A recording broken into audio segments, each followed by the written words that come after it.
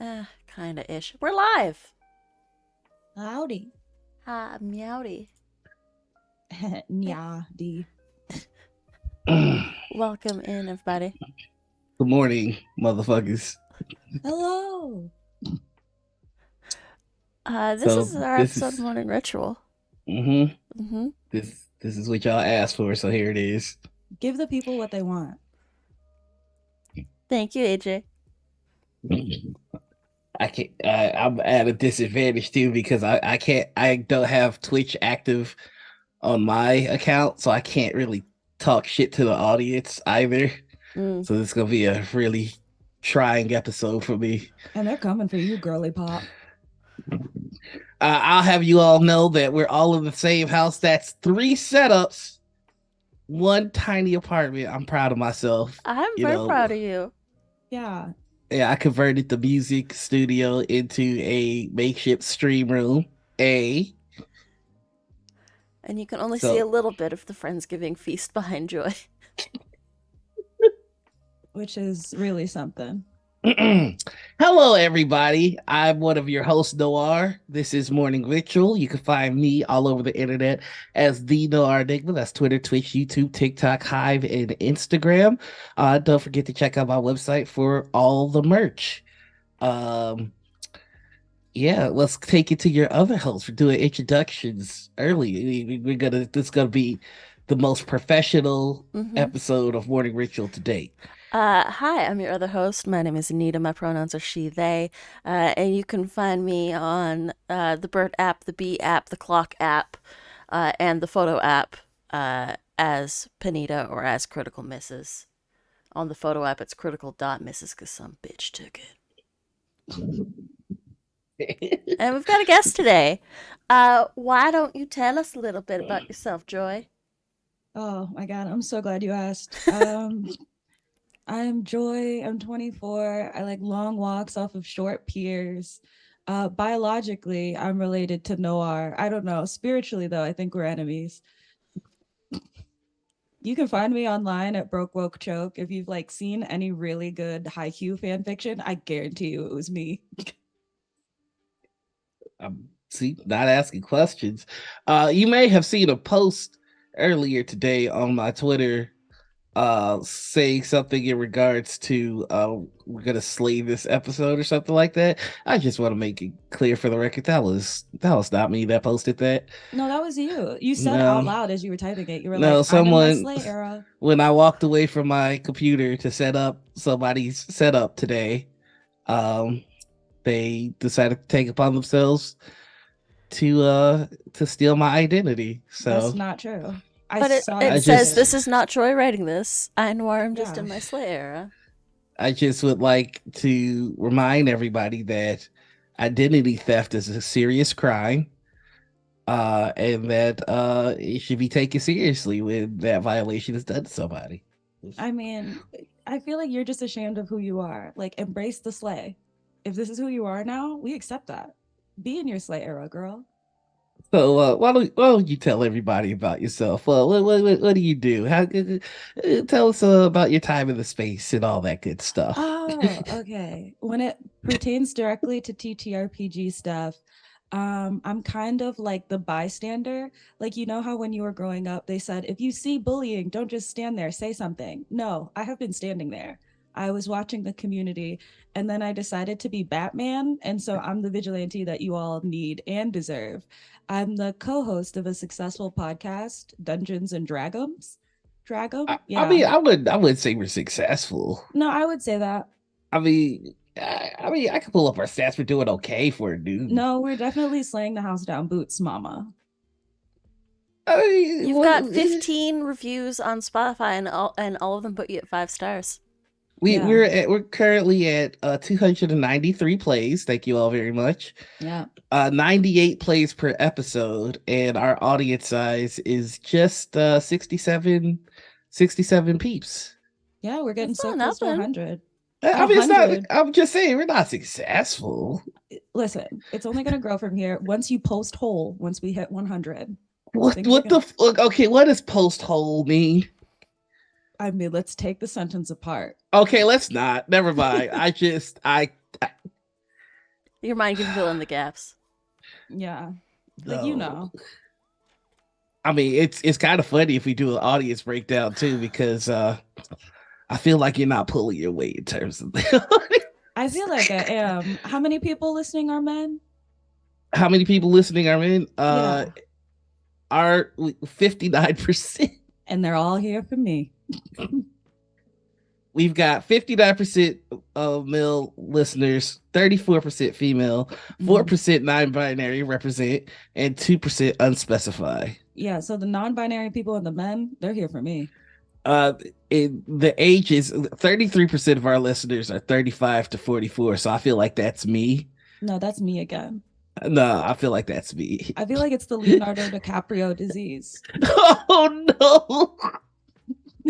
I was going to be They want me kinder so and bad. say that Joy is our emotional support Zennial. Oh, absolutely. I'm like the token Zillennial. I like to just say wild things. Zillennial? I thought they were Zoomers. I mean, at this point, who cares? We're sad. That's what we really are. I mean, we're all sat together here. I mean, slay. All right, so we should kick this off. We should you can hear the defeated Lars voice. Yeah. I've been beaten down, y'all. Okay, keep it up. This is Let's do it some more. this is our 18 of Noir's imprisonment. Truly. Okay, so let's start to get into to it. some of the questions that we ask. Mm-hmm. Anita, if you will. Not you making Anita host because you don't like me. Shut up. Am I all right, let's have a look. So I have to write down the questions because otherwise I'm a terrible host and I don't remember any of them. Wow, wow, Anita. What's going on? Anita's hosting at least. I'm hosting. I think we're all just really tired. Full disclosure, we had a little Friendsgiving last night and it They're went older great. than me. They can't really bounce back. No. I'm fully bounced back. Why's your chat saying that you sound sad then? Do you need coffee, Noir? I had coffee this morning, believe it or not. It's not sticking as hard as I wanted it to. It's All not right. Listen, no, I'm a professional. I got this. All right, you little motherfucker. Here we go. Let's go. You ready for some goddamn questions? Energy Is shift. that how you talk to your guests? Yeah, I talk to all It's my true. guests like this. All right, then yeah, I'm ready for questions. All right, first question. Mhm. If you were God Empress of the TTRPG space and you could make any three things happen. Oh boy. What would you do?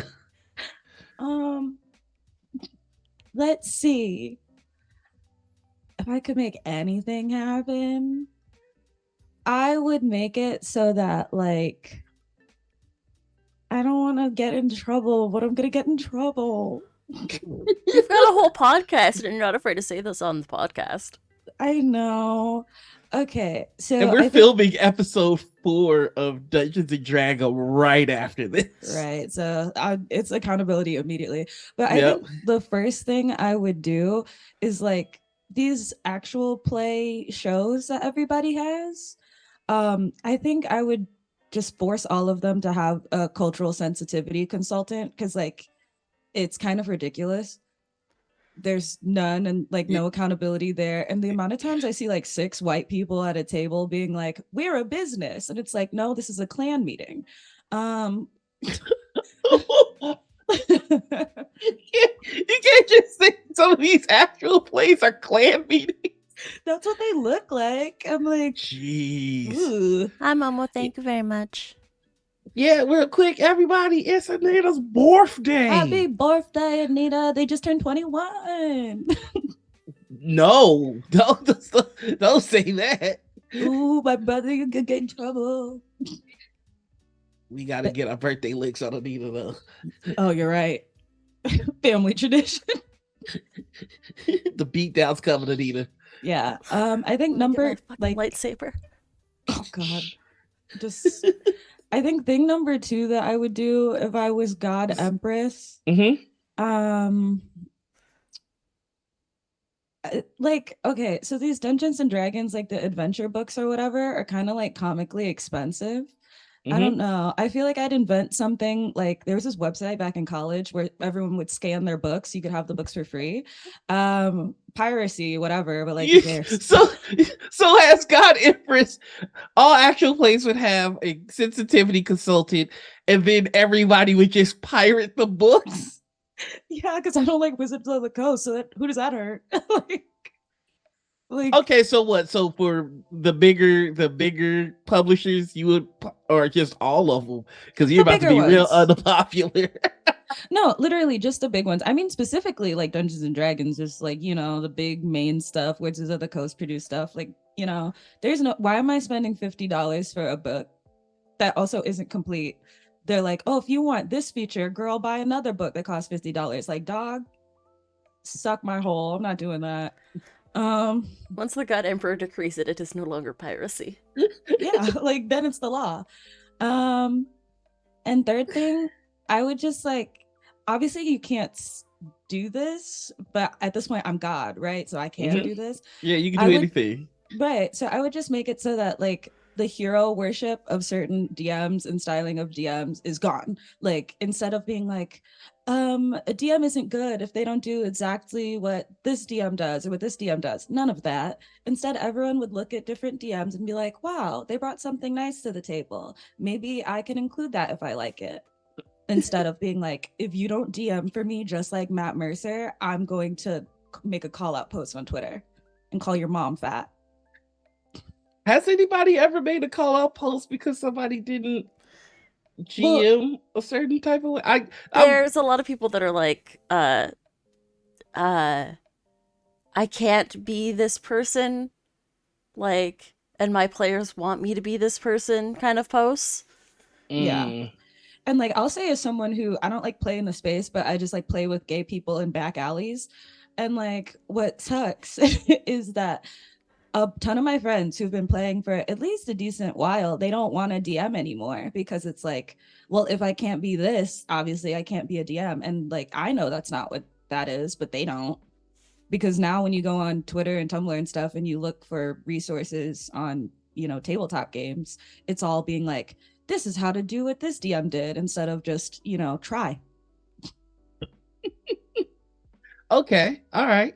So with something like that, I feel like there needs to be a punishment established if they break that rule. So what would be the punishment for uh um holding your GM up to like other GMs?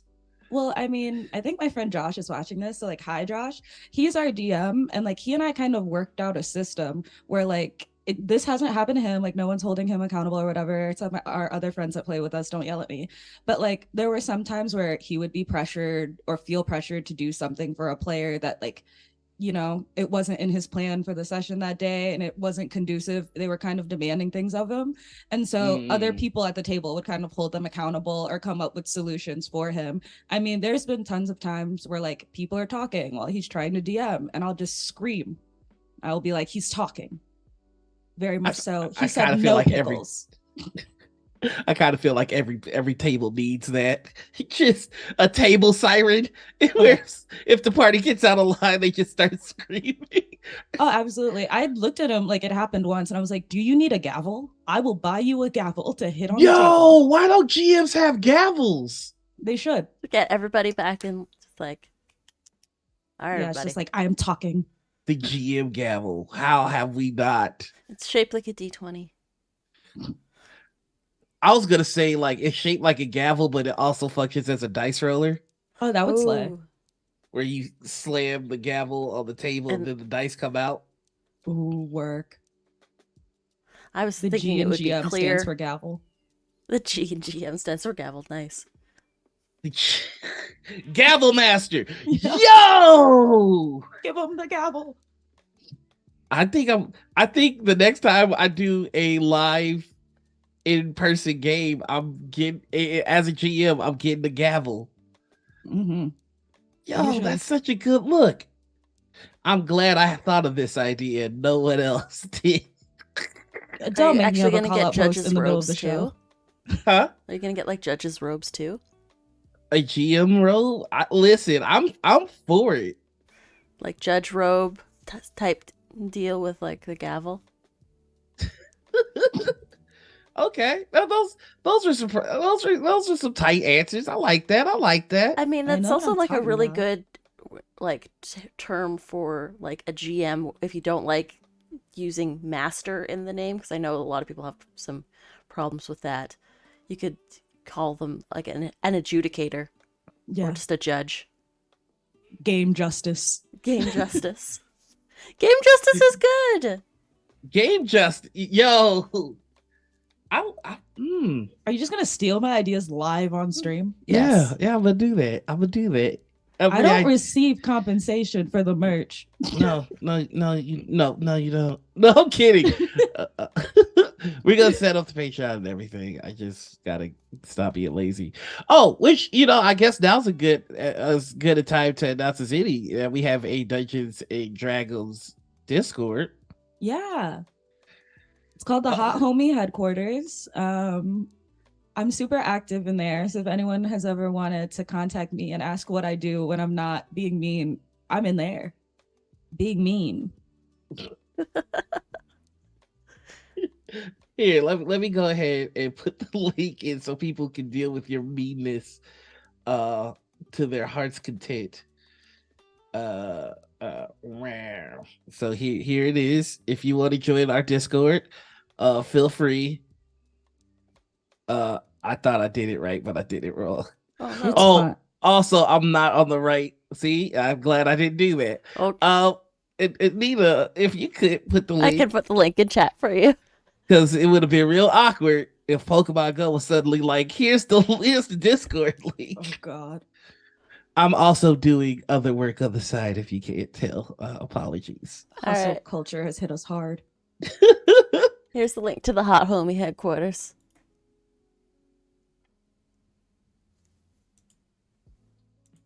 Oh, okie dokie.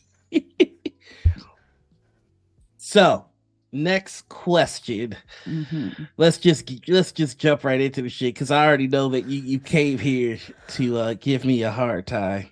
I did do that. So there's a war in the TTRPG community between those of us that know that putting dice in your mouth is a choking hazard and it can damage your teeth. Yeah. And we side with stop the crunch, and then there are those that think that dice are the forbidden candy and that you should crunch on your dice. So Joy, just for the record, Mm-hmm. what side of this war are you on? I'm glad you asked. I'm a secret third thing.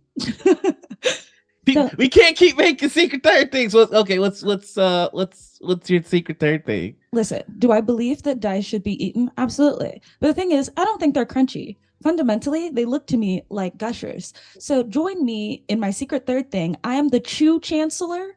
I think they're chewy. They're not.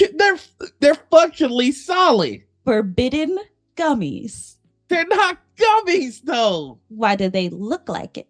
They look like They hard look candies. like a little gusher. They look like hard candies. As the chew you're just chancellor, saying this to upset me. You're just saying this to upset I'm not. I firmly believe that, like, if we just had the courage to chew them, we would find that they are chewy. Like, you can't even if you chew a dice, it's not, no matter how much you chew on it, it's not chewy. God rewards. Is it like one of those faith. peppermints with like the soft center? Like if you bite into it, it's hard at Yes, first, and then it's hard at first, but then the soft center. Chew chancellor. There is no chew. Listen, Shadrach, Meshach, and Abednego were afraid to go into that hot boiler, but they did on blind faith and they were rewarded. That's me when I chew those dice. Don't bring the Bible into this. All Samson had to do was listen when the Lord said, "Don't let someone cut your hair." This is not biblical in nature. It's just people put choking hazards in their mouth. I've heard a voice from on high. I am enlightened. I don't know what to say. I knew this episode was gonna be hard, y'all. I knew this episode was gonna be hard. Some do look chewy, the non-clear sharp. Don't support this, Momo. Momo is right. No, no.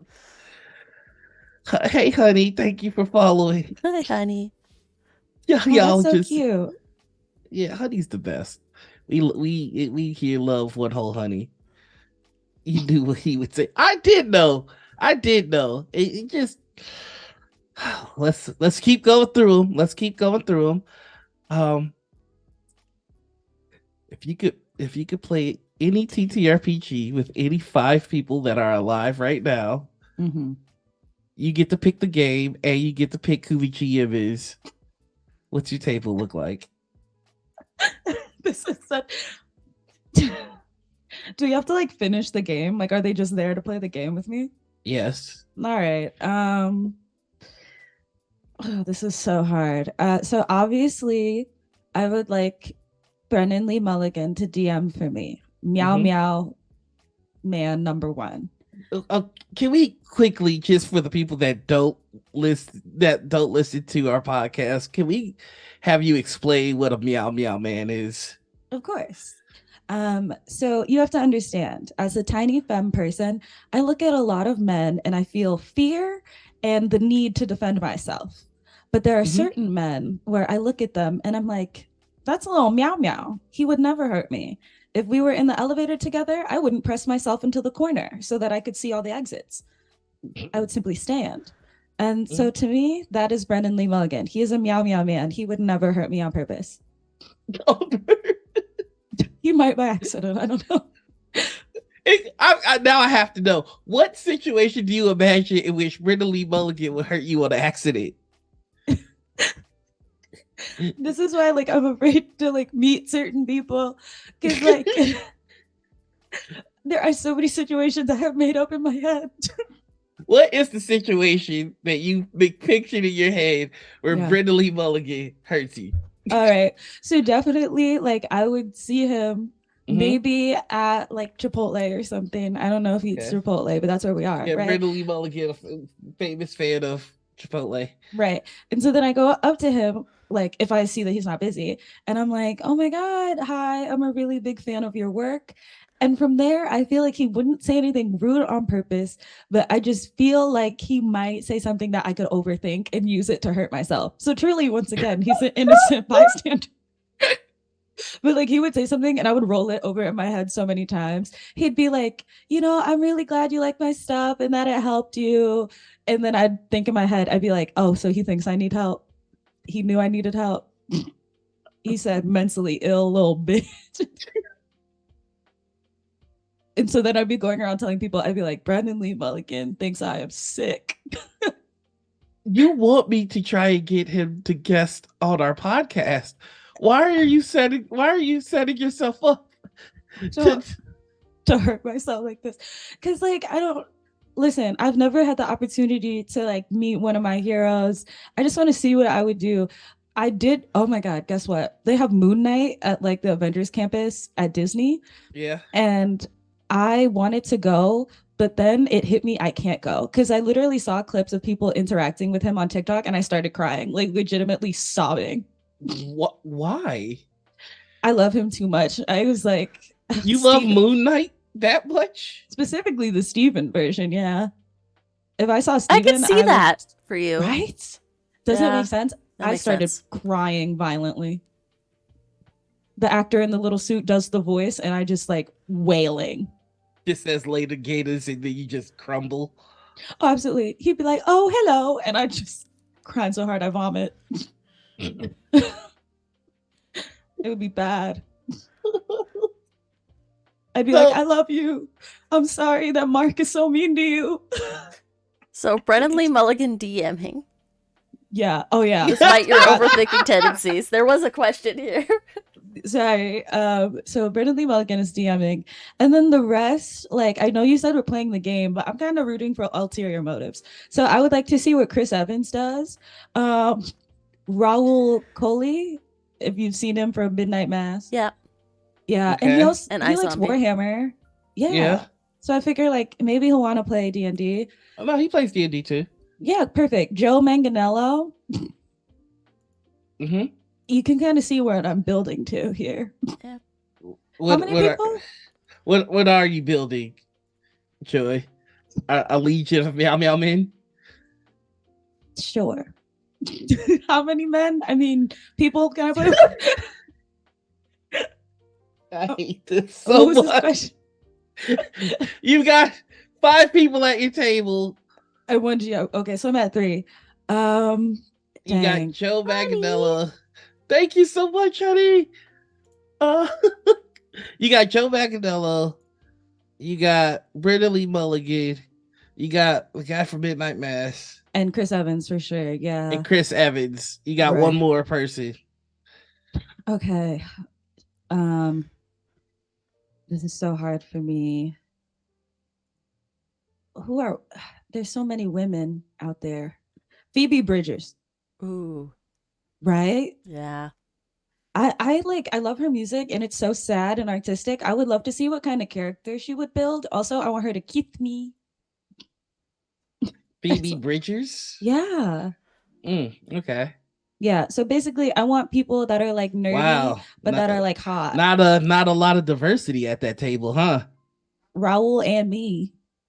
Oh, okay. It And either just Phoebe Bridgers is gay or I just like was manifesting that for myself. I just there's not a lot of black women at your table. Is all I'm saying. Listen, Black women intimidate me. They're very pretty. I can't talk to them. I want to be able to play.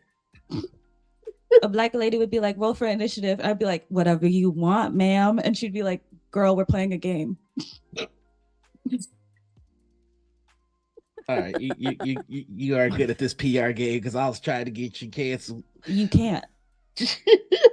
My job's to get other people canceled. Look, or sometimes you want a chai tea and vanilla swirl ice cream. Sometimes you want the chocolate. Different moods for different days. Honey's trying to angle to get Joy at her table too. Perfect. I just bought a camera and a microphone. So once I figure out how to make my fire alarm stop beeping, we're in. Yo, that plays black folks a lot. Like there's so many of my favorite black TikTokers all have their fucking fire alarms going off. Because how do you fix that? You put in a new You battery. changed the Okay, battery. I'm gonna take a picture of our fire alarm and you're gonna be like, how does this work? Because I remember that fire alarm. it doesn't seem to take a battery. Okay, so if you pull it off, it looks like a solid unit, Yeah. but you can actually pull it apart. Okay. I'm gonna live stream me trying to stop our fire alarm from beeping. Momo, don't take the battery out. I have done that too. I've taken the battery. Put a new battery in your shit, people. Momo, no. So the reason I took the battery out of mine specifically was because it was like right above the stove. So anytime I cooked anything too steamy, it would set it off. Oh yeah. That's how it be. All right. Let's talk about let's get into some shit. Let's talk about some common faux pas we see in this space that we need hours to vent about. Of course. So what are some of the faux pas you've seen in the TTRPG space that you just want to go off on a tangent on? Let's hear it. Okay, I can actually go on this one for a while. So like let me gear up. Let me get into it. Oh, well, let me get something to drink. Y'all keep going. Okay. I just love how like routinely tables get called out for a lack of diversity.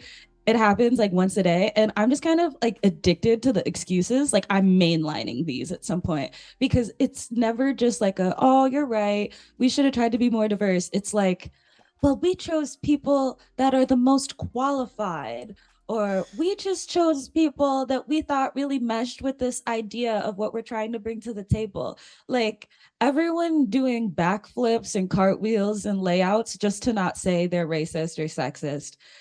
And that's my pet peeve. It's not the racism and the sexism. It's just this refusal to acknowledge it and then trying to act like I'm stupid with all the excuses. I mean, I agree with you partially.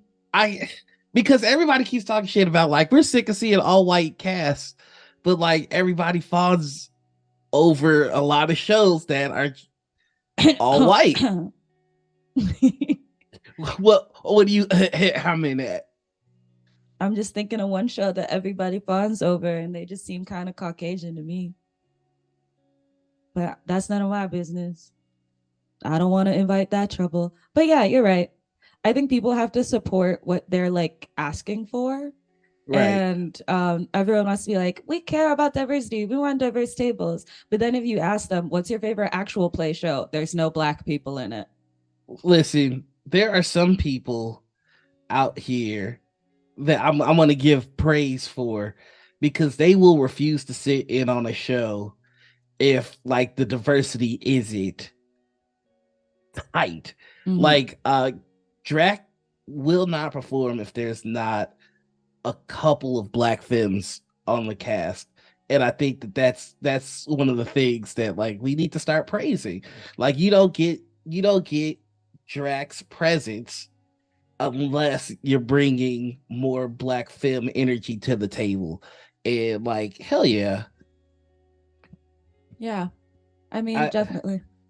I feel like more of us should do that. I'm trying to follow in that footprint.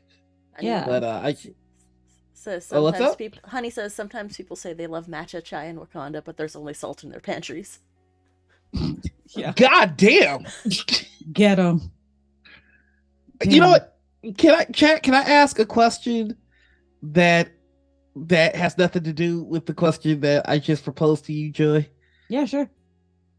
I need to know if this makes me racist. Oh Christ. I'm gonna go get a drink while he does it. Is it racist to like just be just a little bothered if you see a white person cosplaying as the Black Panther? like I don't get like Superman, but it's just like ooh. Ooh. We asked this last night, and I think the consensus from the white people was no, it doesn't make you racist. Like, God damn it. I've been robbed on stream. Yeah, I don't know. I just it feels a little like because it's a full costume, so you can't see the person under it.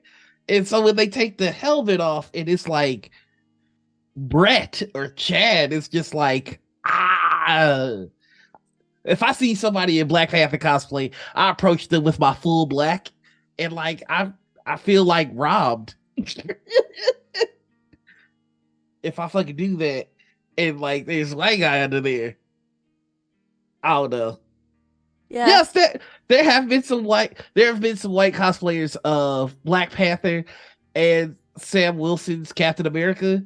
And those, I don't know. It feels weird. It feels weird. Not that I'm just. It saying, doesn't make you a racist to hate it. I don't. No, they weren't children. They were grown ass adults. But Yeah, you're that's racist for true. other reasons, not this one. Oh, what am I racist for? This morning I woke up and I said, "Good morning, brother. I love you so much." And you said, "Shut up, darky." I was like, oh, "Okay." I need y'all to understand this episode is going to be filled with lies and slander about me. No, that literally happened. Literally, the crumbs haven't even left my eyes yet, and he calls me a slur. I just said good morning. Let's move on. Chad is agreeing with you. They shouldn't touch that cosplay. Thank you. Wait, is this your actual sibling? Yes. Who asked that? Honey. Oh, hey. Yeah. I mean, jury's still out, but yeah. What the fuck do you mean jury's still out? I don't know. I just feel like something happened with me. You know how in like fairy tales, like pregnant women will no, not pregnant women that want to get pregnant will ask witches. They'll be like, "Can you give me a miracle?" And the witch is like, "Steal this cabbage and I'll give you a baby." I feel like I was a stolen cabbage baby.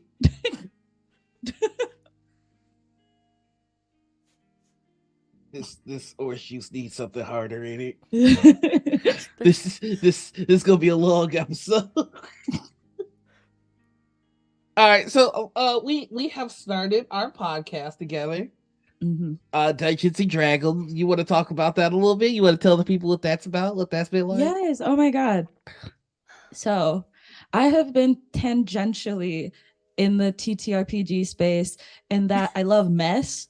So I would see my brother vague tweet about somebody doing something heinous, and I was like, well, let me get in on this. And what killed me about it is that the people that did something heinous, it wasn't like one thing. They had been getting away with it for months and nobody said anything. And I was like, oh, so the girlies need a whistleblower. Because I think that's what this is. I feel like millennials aren't used to cyberbullying people to get what they want. So I'm like, let me give you guys a leg up. You can't try and turn cyberbullying into a good thing. It literally is vigilante justice. There is something like heroic about me quote tweeting someone and calling them a weirdo. All right, so we're referring to an incident that happened in the space where somebody was playing their Vampire the Masquerade game in Japan, and neither them nor anybody in the cast was Japanese, and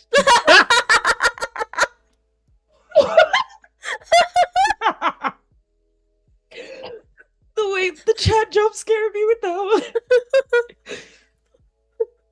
Oh my God. all right, and ask for the Jesse James comment. During our Friendsgiving, we were discussing Satine and James Stone, and Joy commented how they were very much like Team Rocket. I was like, oh, is this about Jesse and James? And I was right. They're blasting off again, I hear. I still think to this day that if after the call out, Satine just posted herself and her husband in a Team Rocket outfit and put prepare for trouble, make it double. I swear to God, I think that would have instantly won everybody else over. They're just like, playing yeah, a bit. they're bad guys, but it's a bit. Fully, like, it would have worked. That would be such a PR spin. Because then after that, everyone would be like, they did something evil. And then the meme girlies would be like, and that's their thing. Yeah, they're blasted off again. Like, you got by Team Rocket. They just want to catch Pikachu. Let them do it. I think at some point people would ask for them to be mean to them on purpose. Literally. Like, and become their shtick. Their fan like events, people would be like, can you guys stand back to back? I want to pose like your Meowth. Like, it would slay. You should really hire us for your PR team. We'll spin your disasters for your favor. Yeah. Viral memedom every time you do something heinous. Viral meme. Oh, honey. Yeah, I agree with Gnome. I co-sign that sentiment. Hold on, let me see. Honey is the sweetest being in the space. Does Honey need somebody to cyberbully for them? Is that what this is? No. Like Honey thought something was wrong with her because they didn't deal. Oh, because Team Rocket. Yeah, Team Rocket didn't deal with Honey. Okay. No, they didn't deal with me either. Like, there is a fucking hierarchy to this TTRPG space, and it's not a good one. It's a lot of clicks, but like you got your Wizard 12. That's what I call them, which are like the same 12 people Wizards always hire whenever they need anything. And so like, some act like, King Piss on Shit Mountain, and they are just not nice to other people. And then you got your mid Carters, people who are like, doing the damn thing, and then you got the newbies that are trying to work their way up. I'm just a jobber, always taking the L. God damn it!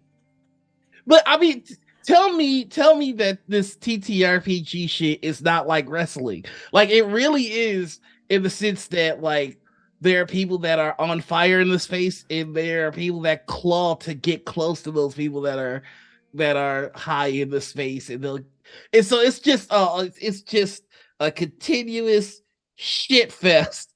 Can I be real with you? Can I be Yes. dead ass? Yes.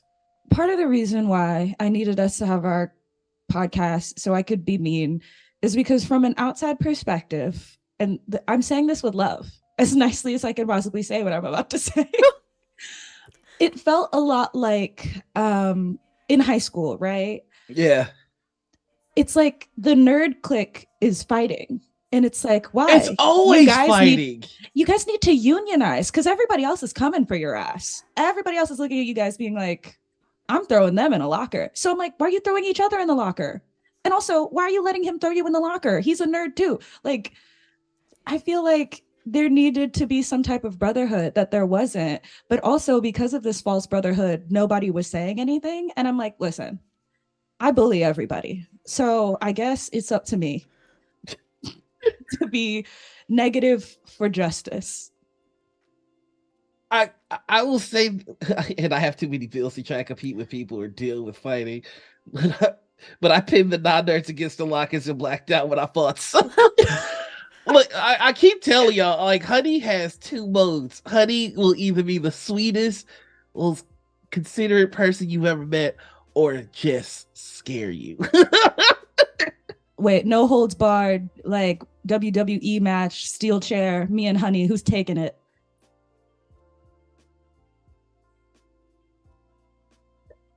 Yo, wait, you guys, special TTRPG event, WWE cage grudge match, me and Honey. We can like pay per view. Y'all would be a better tag team. I agree. I have not seen this person. Give me a second. I hope they're Honey and Dice everywhere. Okay, I hope their Twitter, like, I hope they're ready for me deep diving right now on stream. We should ask other questions, but I'm afraid to at this. Ask the questions, Rat Man. You are not calling me Rat Man again. That was years of that. Rat We're not Man. going back. Why did I make it your name? I don't know. Like, you were dead responding to Rat Man. We're not doing it again. All right, Rat Man. You cut it out, Mr. Rat. Okay. I think is it too early for petty prime time? I mean, petty prime time is usually for the dark roast. That's fair enough. Wait, what's the dark roast? The dark no. What is the dark roast? I demand entrance. Dark roast is the second half after our first break, where we come back and we try to talk about more serious topics. Oh, I thought it was like after dark. I was like, can I talk about whole? This is an 18+ stream. Oh, it is? Oh yeah, you can say talk about whole right now. I mean, if you want. Okay, I think you're gonna make your brother very uncomfortable though. I mean, he been like this. He been like this. I just wanted a normal episode. He went through his formative years while I was 7, so this is payback. I didn't do nothing wrong. Every other older brother played catch with their little sibling. He's like, I'm going to explain to you the intricacies of Yu-Gi-Oh, but then also get upset when you don't get it. Oh, no one wants to know, did Peg Me Man ever respond? We must know. Oh, he did. So There's so many inside jokes going on in this stream right now.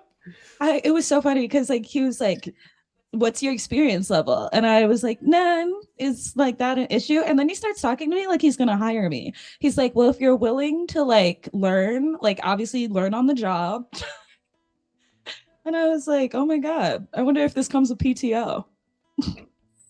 You have health benefits? Literally, like you should be giving me dental.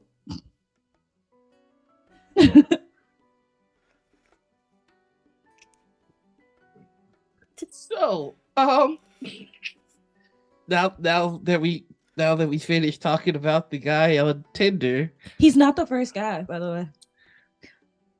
I guess I look capable. Anyway, next question.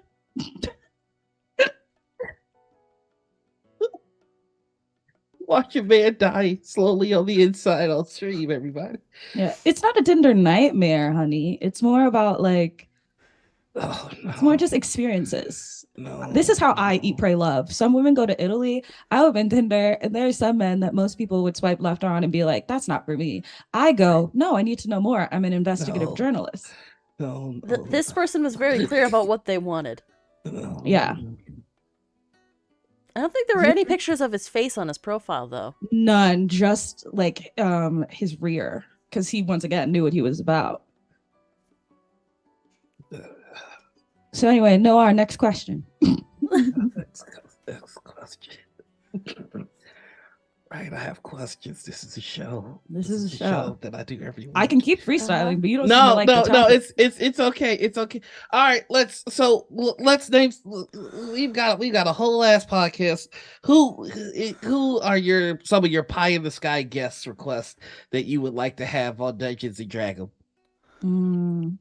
Obviously, Brennan Lee Mulligan. I still think that's a bad idea. I think it would be the funniest idea. Imagine a podcast where it's only you and Brennan talking, and you occasionally hear me cry.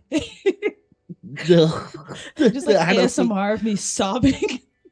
Okay, who else would you have on there? Top 5 guest requests. Just Okay.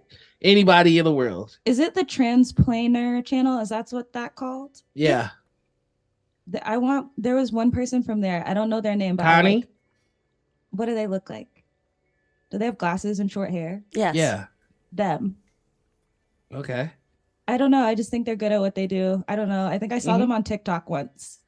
Probably. I'm a big fan of their work. Okay. All right. And then that's 2. Who else be playing Dungeon and Dragon? I don't know. Wait, I'm thinking. Any year now. Girl, so you rush all of your guests? Yeah, I do. I don't think you do. I would like Persephone Valentine on the show. Oh, I could not. We would kiki it up. I could not be in the same room as you, Sephi. Persephone is bestie to me. Like, I be standing. Also, I want their last name. So you want to be Joy Valentine? Yes. Oh my god. It literally was like my fanfic stage name for the longest when I had to have 2 names on a website or anything. So then when I found out in the TTRPG space that last name it had been taken, oh, I didn't take it well. Noir never asked me back. I'm not in charge of the guest anymore. If you want to come back, I'll bring you back on. Oh my god. Jesus. I don't run the ship. I'm not the leader. Blame Anita. Sorry, Anita. It's okay. I'm real bad at this. Sephi broke Anita the first time. Correct. Yeah. There's a clip. I would. I hate that for you. I watched the clip. I saw the clip. I don't know if I would have held it together. I couldn't. I wouldn't have. I would have started crying again. Why do you want to meet people that you're just gonna cry at? I like to feel something. I would like Abria to be on the show, and I would like to have her teach me how to play Dungeon and Dragon. I feel like it'd be a bonding moment. The older sister I always wanted and never got. And then I want Raul Coley again. Hey, Stella. Hey, Stella. Yeah. Okay. I'm trying to imagine a table of you, Abria, Sephi, Honey, and Black Girl Mage. That'd be a hell of a table. That's a powerful table. That's a fucking hell of a table. I would feel so bad being there because it's these women have clawed their way to the top. They are so talented. And I got to where I am by being a little asshole. I'm just a little scamp. I was just going for a black fib table because I feel like that. Yeah. I'd say throw a burrito on there to round it out. Oh, hell yeah. That would be a kick-ass table. I want to play with AJ. I want AJ to also be a guest just because I don't think he exists outside of Twitter and I need to fix that. You've been on a edit table with AJ. I have? Yeah. When? The one shot that was on my channel. Oh, AJ was on. Yeah. AJ was There. I know that was so long ago. It's true. I need to see AJ again. I need to prove he's real. That's fair. That's valid. I want a Oh, table of me and the people that are always responding to my tweets on Twitter. They're my real for lifers. So AJ Morshotti. Yep, the besties. Are I'm you I'm guys? I'm looking to start putting more tables together, so I might actually want to start working on this. Yeah. Yeah, or I mean, or you could help me. No. You know how to talk to people. No. Y'all see, this is why shit never gets done. Thank you, honey. Posting pictures so I can see. Hell yeah. Hell Oh, yeah. okay. So Honey's an let's amazing DM. hell fucking yeah, and a DM that has checked my shenanigans in the nicest way. It's weird playing at a table that knows how to threaten you in black. Damn. Tells your character that they smell like outside. I know, like, Honey was my first experience playing with a GM that was like, boy, if you don't, like, I was like, I understand that. Wait, now I have a question. I'm the interviewer of the show now.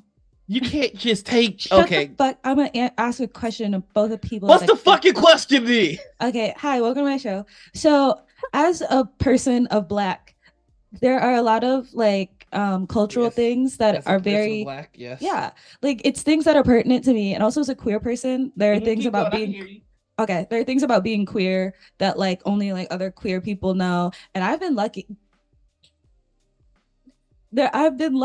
in that I play with people like me so we can like weave it in seamlessly into our games.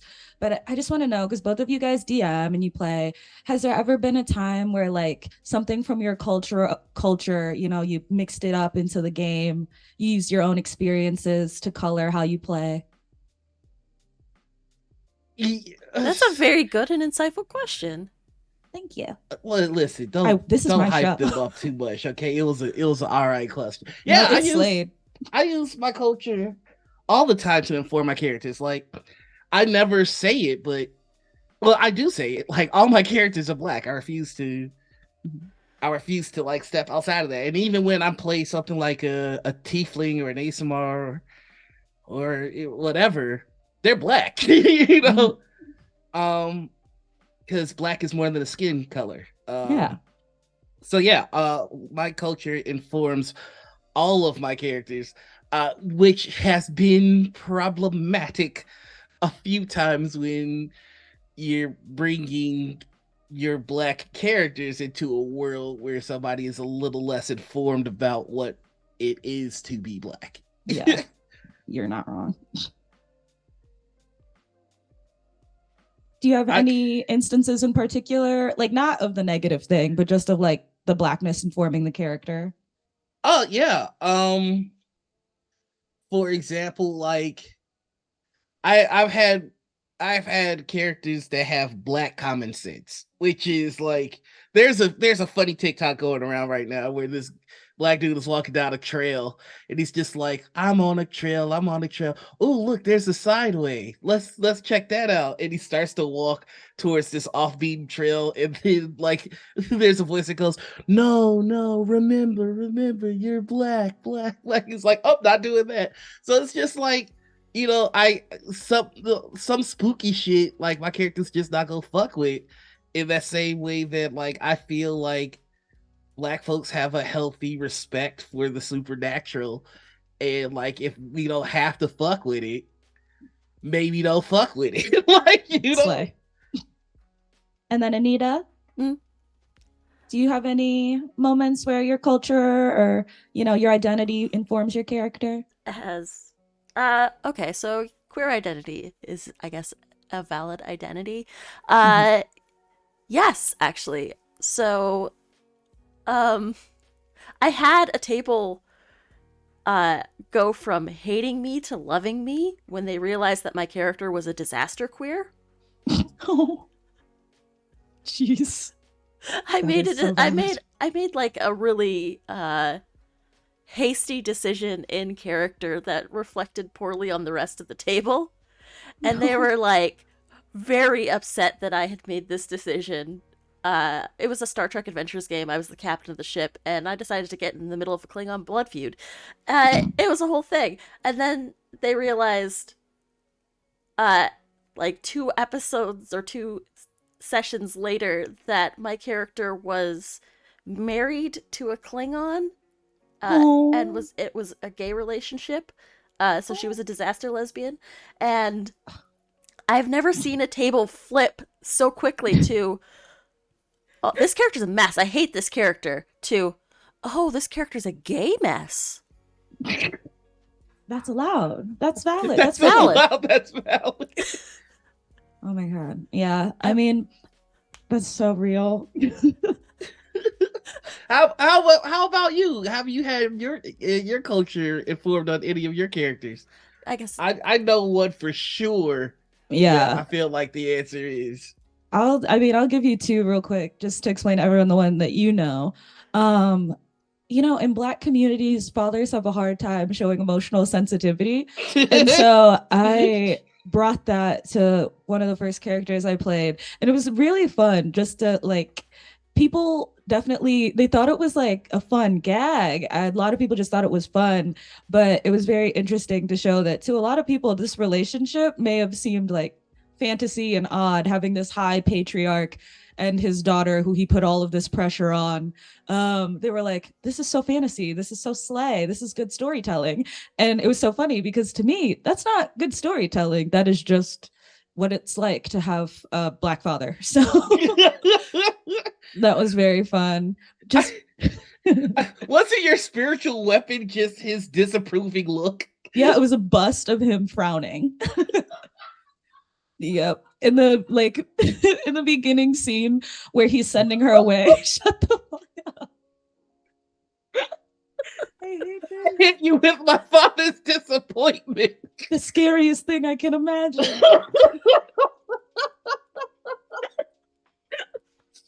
Yeah. So that was that. It was very funny in the beginning scene where like he's sending her away on this adventure.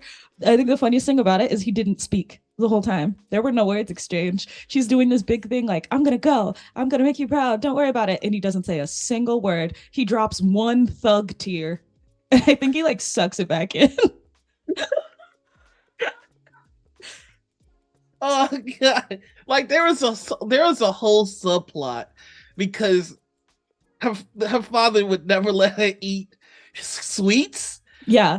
And it was and the character was on a boat, which we discovered later was a boat full of lesbians. So they were just lesbian pirates going around, and they were enabling your sweet addiction because you discovered since you're away you can eat them. Yeah, it was. I tell you, why was that one of the most high tension moments in that campaign where there's a bunch of sweets and Lalonde Dumont of the infamous House Dumonts is like, he's not here. He can't see me do this. Like, I could try. Slay. They were trying to smuggle pastries to you that whole game. Didn't you It end was up so funny. unionizing a Starbucks in that game as well? We did. We got off the boat. There was a coffee shop. The prices were outrageous. And we noticed the staff wasn't happy. Like, I don't know why we were rolling insight on the goddamn staff of the coffee shop, but they weren't happy. So we were like, you know what? I'm going to get you out of there. You don't belong in there. You know, They gave that what do we call it? We call it sword bucks. Yes. They gave those sword bucks owners more money than they had ever seen in their life and recruited them to steal all the baking stuff from their Starbucks or sword bucks, put it on the ship, and then they traveled on a lesbian pirate ship that stole a sword box, and they had baristas in the boat making pastries and coffee. Yeah. It was a lot. I don't know why we did that. It was kind of a slay though. Ugh, I want to play as Lalonde again. She's that girly. Oh, that was a fun one. That's that's in a long line of games that I need to bring back so we can Yeah. we could bring some of those characters back. But Yeah. On another diverse note, in the game I'm playing now with my friends, everyone at the table is queer. So like we all have that mutual shared experience. And what I think is funny is that we're playing Curse of Strahd and we have come up with a new game mechanic. Every time we come across an NPC, we make the DM roll to see if they are gay. Um, oh my god, it's two rolls. It's roll if they are gay and roll if they are hot. And so I need you to know those roles are the most tense because we came across this like guy that's a little prince, right? He's a prince, he's got golden hair. We're like, shit, please DM roll if he's sexy. Like roll see how sexy he is. And he's like, it's a 20. That man is so hot. And then we're like, roll if he's gay. And we respect. Like he was gay, so and my character identified as a woman, so I had to step out of there. But we have entire side plots now because of these rolling mechanics. I, Roll I, for I, sexy. I don't even know what to say to roll for sexy. Roll for Uh, gay. I, Honey. you got Honey says when I was in a game with Noir and their character upset an old lady and she gave the character that look that it to and another black character just took off his belt and offered it to her. that's the game I was telling y'all about. The Shia, boy, if you don't like that. The first time I've been threatened like that, I was like, okay, maybe calm the shenanigans down a touch, a tad. All right, so let me ask you what are three of your favorite moments that you've had at a table? Ooh. Oh, here, there's some big slay moments here. I think you were there. There was Mm-hmm. that campaign where we were playing with, I think, a wizard who was a pacifist. Oh, Yeah, and we had like captured some creatures and we had tried to interrogate them, but we couldn't speak the language of the creatures, so like we weren't getting anything out of this. And so we like brought them onto our boat. They're tied up. We're not getting anything out of them. So my character is like, "All right, let's throw them off the boat. Like we don't need them anymore." And the wizard is like, "No, you can't do this. Don't. You can't do that. No, that'd be so bad." And so my character had a new catchphrase after that where she would turn to the wizard and just go, turn around, and then do something heinous. Yeah. So not only did he have to turn around, but she proceeded to literally punt the little creatures off the side of the boat. So that's moment one. This is the She was face of committing someone more who crimes. regrets the question. Yeah, you shouldn't have done this, my man. And then I just need y'all to understand, like, not joking. Turnaround became a thing in the entire campaign when they were about to do some really heinous shit. yeah. It was just, I mean, it's kind of considerate if you think about it, where they're just like, you're not gonna want to see this, and Yeah. they were usually right. Oh, absolutely. Every time it was a war crime. Like she was breaking the Geneva Convention. But yeah, and then I think the next one, it was another bit of aqua combat, but this was in a different campaign with some friends. And I think I had gotten like legitimately upset during that fight. Like we had managed to get another character off of the little boat that we were on, and they Mm-hmm. were like still swimming toward us, right? And I was like, can this combat be over? So I managed to cast, I think it was like command or something on them, and the one where you can only use one word. And I legitimately was allowed to do what I did because the DM thought it was such a slay. My command word was just drown.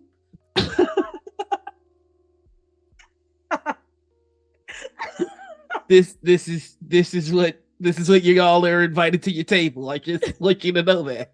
And it was so crazy because like some people already were trying to rules lawyer and be like, no, you cannot get away with that. But the DM was like, that is unhinged. I'm gonna let her do it. So that character drowned. It was so wild. Because after that, like I turned to the rest of the party and I'm like, well, it's over. And they're like, that is terrifying. Honey, why is that what puts us together? I'm not that unhinged. Yeah. And I think the last moment, it's not a moment as much as like an ongoing thing with Lalonde because I'm playing her in a different campaign now. And I think my favorite meme is that like because her dad lacks that emotional connection and they never talked about her mom, she doesn't understand the concept of a wife or what it is. She just knows she wants one. So like in the campaign I played with my brother DMing, there was this guy named Teeth. Don't worry about Teeth. And Teeth had a wife, and he's this big scary guy, right? And everyone else is like, I don't trust Teeth. Like they're being very mean to him. But Lalonde waits till everyone is gone, and she was like, Teeth, do you think I could have a wife? Teeth was like, yeah, I think you could. Then she's brought that into the new campaign. There's like this 30-year-old decrepit, like half dead little creature man. And Lalonde has decided that's male wife. She's calling him that. And the character is so tired and so much older than her that he's like, she's having fun. Fine. So who's been your favorite GM? Uh I mean, you, GMing wise, you've done it the longest, so like you're more confident. Yeah. There's less downtime. But I do love my DMs now because all of them are first time DMs, and they're doing it just because like my little gay group of friends really wanted to play D&D, and I think that's what D&D is about. My little gay friends being like, I want to play. All right. So what are some things about this space that you do like? The amount of gay people is slay. Um, that is so fun. Yeah, TTRPG is gay as fuck now. That's fantastic. Right. I also love the amount of millennials just because I think you guys are funny. I'm like, oh, look at them Appreciate it. go. So proud of you guys. We did our best. You're really paving the way. I feel the sarcasm in that. Yeah. Oh, What else do I like? I like that you guys hype each other up. It's very cute to see. You guys will be in your little wizard robes posting a picture on Twitter, and then all your friends are in the comments being like, yes, slay 'em, wizard babe. Work. Cast fireball in my heart. Like it's very like, okay. Like I want to bully, but it's cute. why do you want to bully so bad? Because oh, okay, you have to understand. Gen Z, unfortunately, we have stigmatized being earnest and genuine. So the idea that some people are like real, like they hop on social media and they're like happy and they're dead ass, like I don't know. It bothers me. Isn't that a good thing? Don't you want people to be happy? I don't know. You have to understand Gen Z is characterized. We invented post irony. Like I don't know about that. you guys listen. Look at me. I unironically use the phrase posting hole. I used to say it like as a joke and now I can't stop and I think I mean it now. I wish I never heard that. Yeah. I like how diverse like the space is in actuality. Not how that diversity is represented because it's not, but like seeing black people like on my timeline, that's like So you speaking of the whole diversity thing, like I okay, so obviously the flagship show of the space, Critical Role, is not very diverse. nope. Um Are you trying to get me in trouble? Is this a yeah, setup? yeah, it is. I forgot what I was saying, but I mean, there are a lot of smaller shows that are all white, and a lot of folks who participate in these shows are also a lot of the same ones that say that they advocate for diversity. So like, what do you think?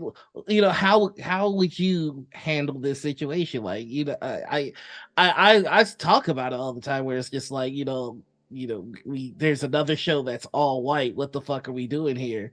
Well, I mean, like, what do what are some of your thoughts on the matter? Because I'm fresh shit out of ideas. Affirmative action. I'm not joking. The thing is, there's a reason why affirmative action works. Like you never want to tokenize people, but at the same time, you have to incentivize people to be diverse. And like that sucks. That's reality. I think if I was a company that sponsors these kind of shows, quite frankly, you don't get any money from me unless you can, provide diversity. And of course, people are going to get upset because it's like, why do I have to have a quota of Black people or a quota of whatever? But like legally, that's just how things work in this world. Anybody gets investigated when, only white people got accepted into Harvard this year. That looks bad. Yeah. That had to be done on purpose. So it's just the same thing with this situation. I mean, if you want Yeah, to make money, it starts as sponsorship dollars, I guess. Yeah, yeah, that makes sense. I mean, but it's weird in the sense that a lot of actual plays make their money from Patreon. So it's as long as the community is okay with these shows existing, they're going to continue to exist. And the yeah. community keeps, or the space keeps saying that they're not okay with it, but still they They keep throwing flourish. their money. Well, I mean, you also have to we have to be blunt and honest here and take a real look at it. Um, the space is diverse and we know that and we see that, but this constant recurrence where people are doing things that are very racist and anti-Semitic and misogynist, like that is indicative of something larger in the community. And I think the community, the space, but I think people kind of have to get ready to call a spade and admit that there's a problem. That like not everybody and not a majority of people are like this, but there are some people in the space that are racist and they dislike women. That's going to happen. Everybody, like there's racism and there's sexism everywhere. And I think maybe even in this space, I mean, we can all say it. There's been a history where like nerdy white men are not nice. Right. That happens a lot. Women talk about it all the time, where it's like, hoes don't know anything about Dragon Ball Z. And I think in this space, I mean, it was predominantly white and male for a long time. And you can't just get rid of that in a day. I I mean, think, it's still predominantly white male. Yeah. yeah. So I think it's just a matter of marginalized voices being willing to call that out and being willing to call that out to people that are like bigger, because once again, Critical Role is one of the biggest like actual plays whatever, right? But they're also not super diverse. And I think the issue here is that like if I wanted to call them out, I would be afraid for my life, because not only do we have like the racist white people, supporting them on the basis that like they're all white so they would love that, but also then you do have marginalized people being like willing to make excuses. And it's, Mm-hmm. don't, let's value ourselves a little bit more. Let's use our dollar somewhere where it's important. Maybe they don't need your $5 from buying their Funko Pops. Maybe you can put that towards somebody marginalized trying to do the same thing. I'm starting to think that the marginalized folks that are willing to jump out the window for the status quo might be a bigger part of the problem than I originally assumed. They are. I mean, we have like, of course, minorities aren't a monolith. Marginalized people aren't a monolith. We all have different beliefs and values and ideas, but we have to be able to advocate for ourselves and each other. And a lot of people in this space won't. And I understand, like, if you make your money this way, like it's a valid fear, like you don't want to shake the table and lose your dollars. Mm-hmm. But at the same time, you're never going to be able to make more dollars if somebody white is getting more opportunities than you, just based on the fact that not only are they white, but you are actively giving them your money. Damn. It's super easy to not support these places that don't support you. I do it all the time. I mean, we've seen even very recently where, like, a place will get called out for their lack of diversity, and again, this is why I kind of hate. This is kind of why I hate TTRPG channels. No offense. It's just like I feel like folks end up showing more loyalty to the channel that they support than to their own self-interest. Mm-hmm. Yeah, I think, and it's also a weird thing Some where werewolf. a monopoly has kind of risen, where like if you think of the two biggest actual play shows or channels or whatever, we're probably thinking of the same two. And so people kind Critical of, Role in D20. yep. And people like kind of deify them and put them on a pedestal, and no Hmm. one's willing to do anything different. And that is a problem. I mean, what would you recommend in terms of doing something different, though? Easy. I mean, you play in actual play streams, right? Hmm. I would watch those. I would like there's so Oh, many on Twitch, I think, probably. Like you can watch other ones. And even if you didn't want to watch other ones, maybe you wouldn't like it's not a matter of support too, but it's this weird defense where if I hopped on Twitter right now and gave any level of critique towards Critical Role, someone would dox me and then eat my dog. not Tori. I know. That's a lot of eating. I Oh, know. They chowing down. we got a fat puppy. Big boy, big chungus. And- no, I see that though. Like, Not necessarily in that order either. Yeah, they'll eat my dog in front of me and then tell everyone where they did it. I, I, Yeah, getting eyes on screens is a challenge, honey. You're right. Yeah. I Ooh, but that's another thing. Let me talk about this because this is gonna help the girlies, I swear. Girly pops, take it from me. I think another issue is like when people hear like advertise about their games and stuff, they're very like the space is insular. I feel like if you care about TTRPG generally, you are already in the space, like you're there. Yeah. And I find that when people try to advertise for their games, they're advertising to people that already know. Like, I feel like diversifying your interests and maybe trying to get people that aren't already in your audience to hear about what you're doing. Like, obviously, it's hard, but let's try it. Let's go for it, girly pops. so like we need to advertise outside of the space is what you're recommending. Yeah, I mean, the space, like I bring it up as a joke that it's largely millennials, Hmm. but that's not a joke and that's something to be investigated because I know that Zoomers are playing Dungeons and Dragons and other tabletop games.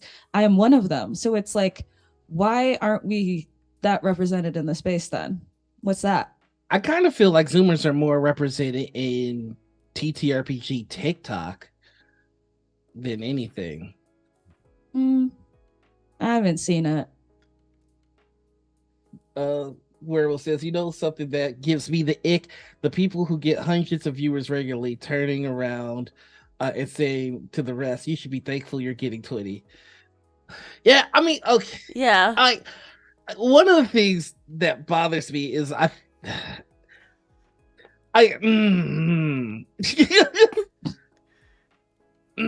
like, okay, I want to take a look at the Filipino community within the TTRPG space, right? Like they got their shit together and like put Cena Una out. They advertised together. They worked together. There's a coalition of people with a common interest who put the project over their own ego. They planned, plotted, and executed, which I find that to be fucking amazing. And I am so jealous of that. I am so fucking jealous of that because I feel like there's so much black talent in this space,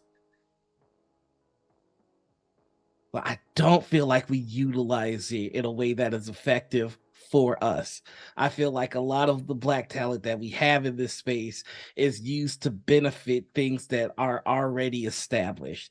Like they take the best of us or some of the best of us, and like it's just like the same 4 or 5 people on the top are represented everywhere, and it feels like blackness has been co-opted within the space and it's not being used to my satisfaction and to platform other black talent, Yeah. if that makes sense. No, it does. And I can just sum it up by saying like those people, and we talked about it, that's an issue in the space. Everybody's a dirty little clout chasing social climber. Everyone's looking everyone's looking up and no one's willing to look down and pull people up with them. And I don't even want to say it is looking down. It's just like, if this was up to me, like even if I were you and I had your platform right now, girly, the way I would be assembling the Avengers of people that I know could make good content. Like obviously resources are needed for that, and so I get why it's not happening, but like there's so many things that you have and like that you can see that you have a vision for that you can work towards, like the Filipino community. I think it's just a matter of like, I mean, even what you and I did, you know, you have young black talent. This is a easy way to build views. I mean, I'm now signed to Noir Enigma Entertainment. They do have an exclusive contract with me. I'm not allowed to operate my own Twitter, but like, but Stop it's talking just, about the contract details. oh, you're right. You're right. My bad. My bad. My bad. Get rid of the red dot, please.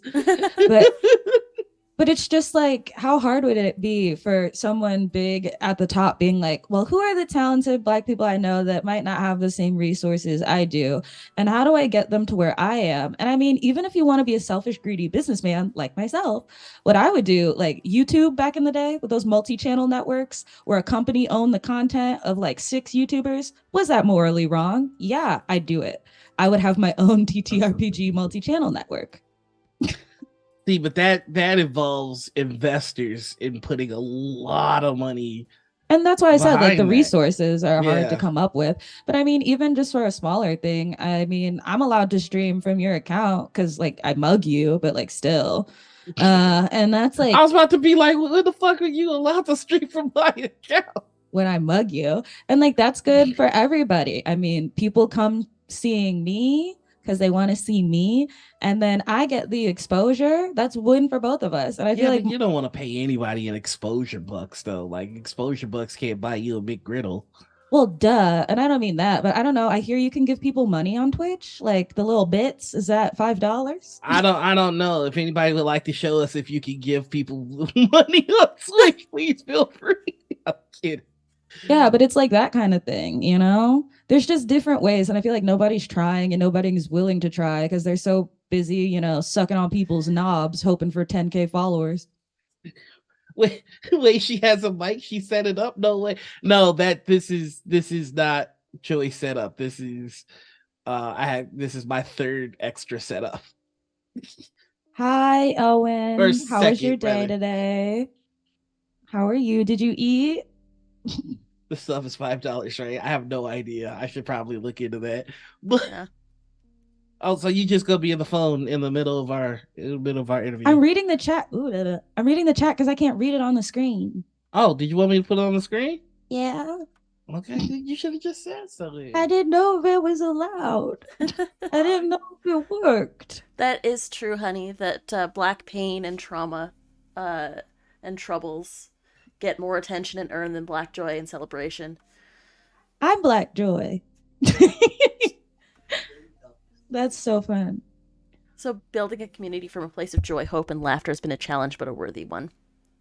Yeah, you know, and I feel like we can do that, and I feel like it would be fun. And that's something that bothers me that now that I think about it, because people like having their one black person per stream, but they're being so weird about like, imagine a table full of black people, how people would take that. Now I want to see it just because I don't think they'd take it well.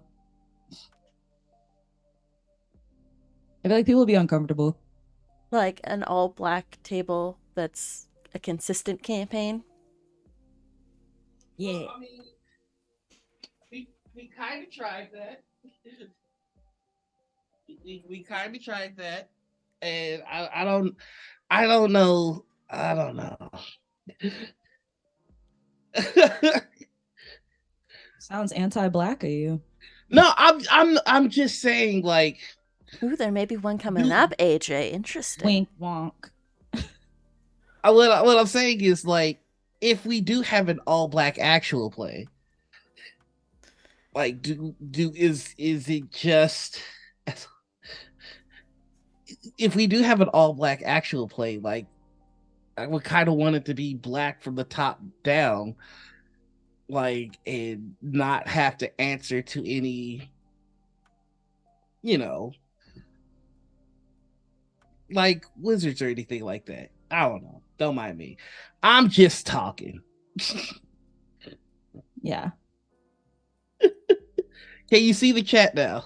Yeah, I can see the chat. It looks so Okay. masked in the camera. Why did nobody tell me? I did the best I could. No, like it's fine or whatever. Just like, whoa.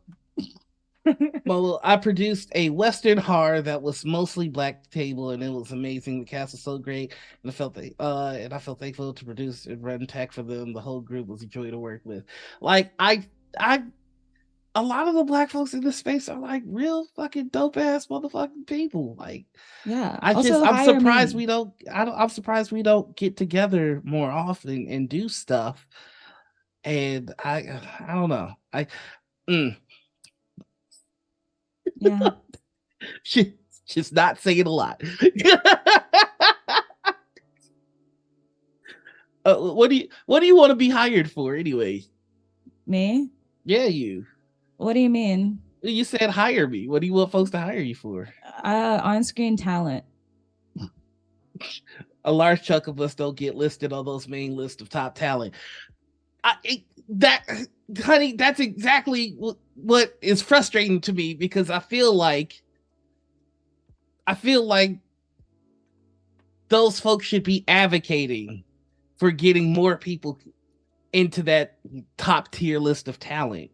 And I feel like that doesn't happen. And I feel like I, I, Don't get upset, girly pop. Like at the end of the day, now that I have my mic and my camera, I'm creating the Joy multi-channel network of streamers. It's gonna be such slay. and AJ's hyping something up here in chat. Yeah, look forward to January. Oh, he didn't What's invite you? what's happening in What's January? happening in Oh, January? you're not invited? Oh, I thought you were in on it. Whatever. You're just saying this to hurt my feelings. I know it. No, it's fine. I mean, like, my bad. People are too scared of losing their bet. Okay, so let's talk about this. Like, fuck it. You know what? I'm gonna get in trouble anyway. I don't give a shit. Like,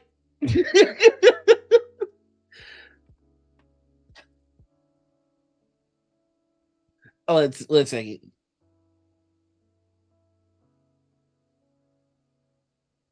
What do you do? Oh, all right. So let's talk about it. I feel like there has been like graduating. What are you? Get out of what? I just want to see. I'm, I'm, Bitch, I'm doing work stuff on the side, and this one is okay. Get back to your space, you fuck. I feel like there's like a little bit of a crab mentality, which really rubs me the wrong way, particularly in the black side of the space, where it's just like it's the same thing that I feel like it has plagued our society as a whole, which is just like there is a mentality among older folks that's like, I got mine, I'm getting mine, and god damn it if anybody takes it from me. Like, and to that, it's like, you know, when you try to communicate to these people as people, I the, let's keep it a buck. Being open and emotional and receptive to criticism and that kind of stuff within the black community is, I'm not gonna say fairly new, but it's not something that has been common within our culture. Is that fair? Wow, you just gonna ignore me, Joy? I mean, I don't want to characterize black people that way because, like, if I do it even a little bit, white people will hop on it, and I See, don't. that's why I hate having these conversations, because it's like I don't give a fuck what white people think at this moment. Like, Right. I'm just going to say this. I feel like there are subcultures that are better at maintaining community bonds and being tight knit like that. And unfortunately, the Black community is split so many different ways. I mean, we have the light skin, dark skin beef. We yeah, have Black men versus Black women. We have how Black cishet men feel about Black queer people in general. We are yeah. so divided as one identity that like it's harder to even put us, you know, together. And so expecting that level of community organization, you kind of can't. We don't like each other. Oh, oh, that, yeah. Yeah, it sucks to say, but I mean, it kind of is what it is. So when it comes to that, like, I got mine mentality, there are some people where, like, I can't blame them because I know quite literally they don't know, like, they don't know any better. Like, as a Black woman, I understand how it must feel to know, like, you worked hard to get yourself to the top, and then a Black man wants to ask you for shit. Dude, like, what am you know?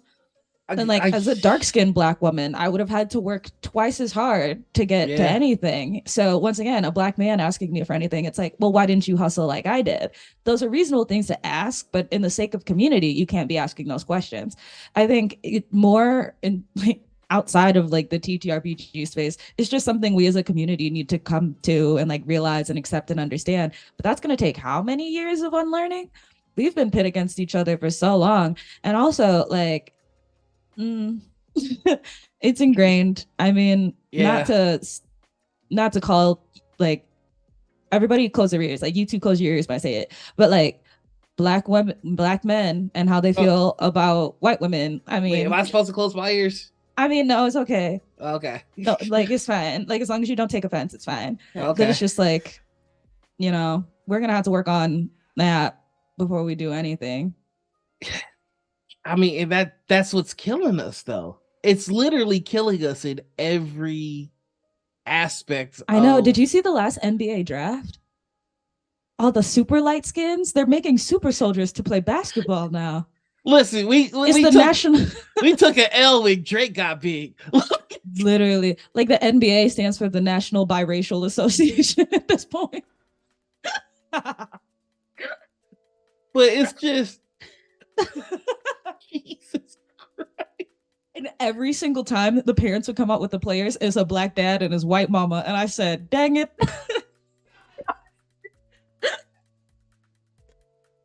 Oh my God. White women that wear yoga pants and do Pilates are about to eradicate the Black race. Oh my God.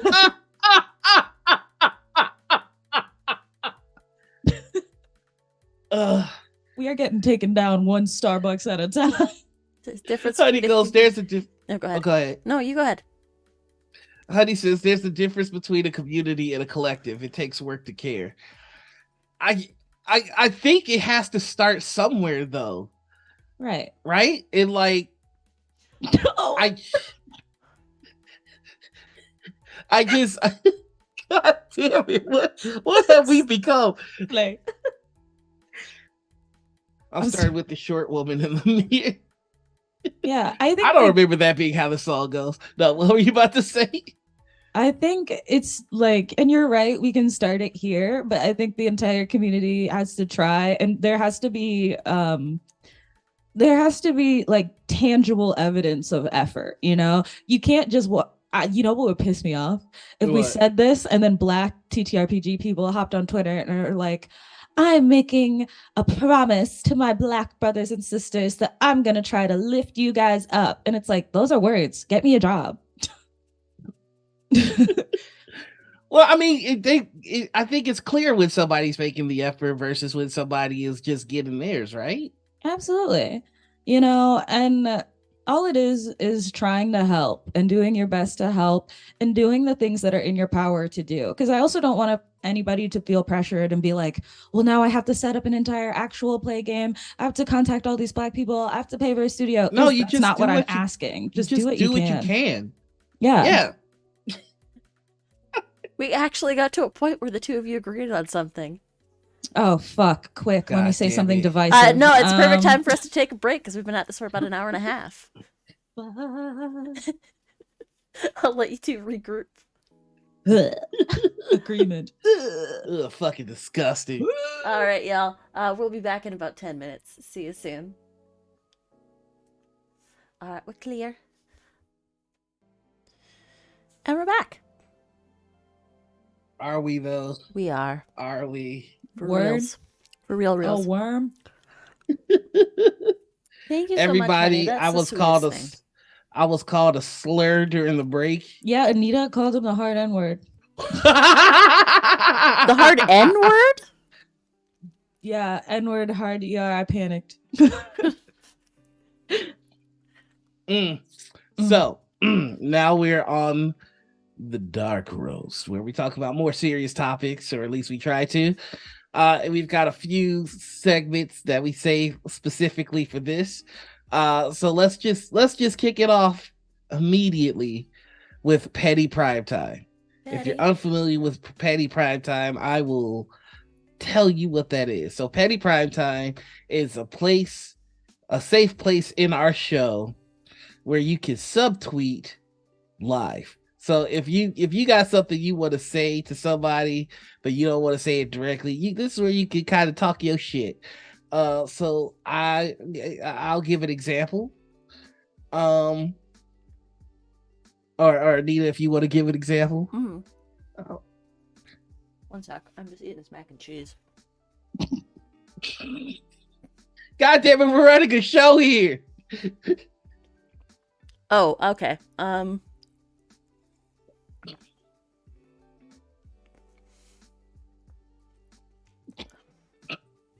trying to think of one. Quietly eat ham. Everybody's eating except me. All right, I'll give a subtweet. Hey, if you're guesting and hosting on a show, eat during the break. Maybe that's less of a subtweet, more like an absolute call out. Thank you. Yeah, we can hear that. Call out is coming from inside the house. Yeah. Maybe don't leave me on the island of my own. Sorry. I have a call out. Oh boy. Here we go. Yeah. I just think, like, if you're an older sibling, you should be mindful of the age of your younger sibling. So, like, if you're 11 years older than your sibling, why are you yelling at them because they can't understand Yu-Gi-Oh? Why did he take my ham? Yeah, I just feel like, I don't know. You can get your little siblings into nerd things with you, but like the rules of Magic the Gathering are super hard when you're an adult. So, like, I was 7. I mean, whoever said this is 7. I was trying to prepare you for greatness. And you know what's messed up? It's stuck. Yeah, you're welcome. I don't know. There was something about being 7 years old, very stressed about my deck, being like, it's green, black, but like, I don't know. I don't I know built any you of the a- mechanics I built of the you a wind top- pond. I built you a top tier poison deck. Yeah, I was walking around in the coolest kid in elementary school for sure. You're welcome. God. You got a subtweet there, Anita?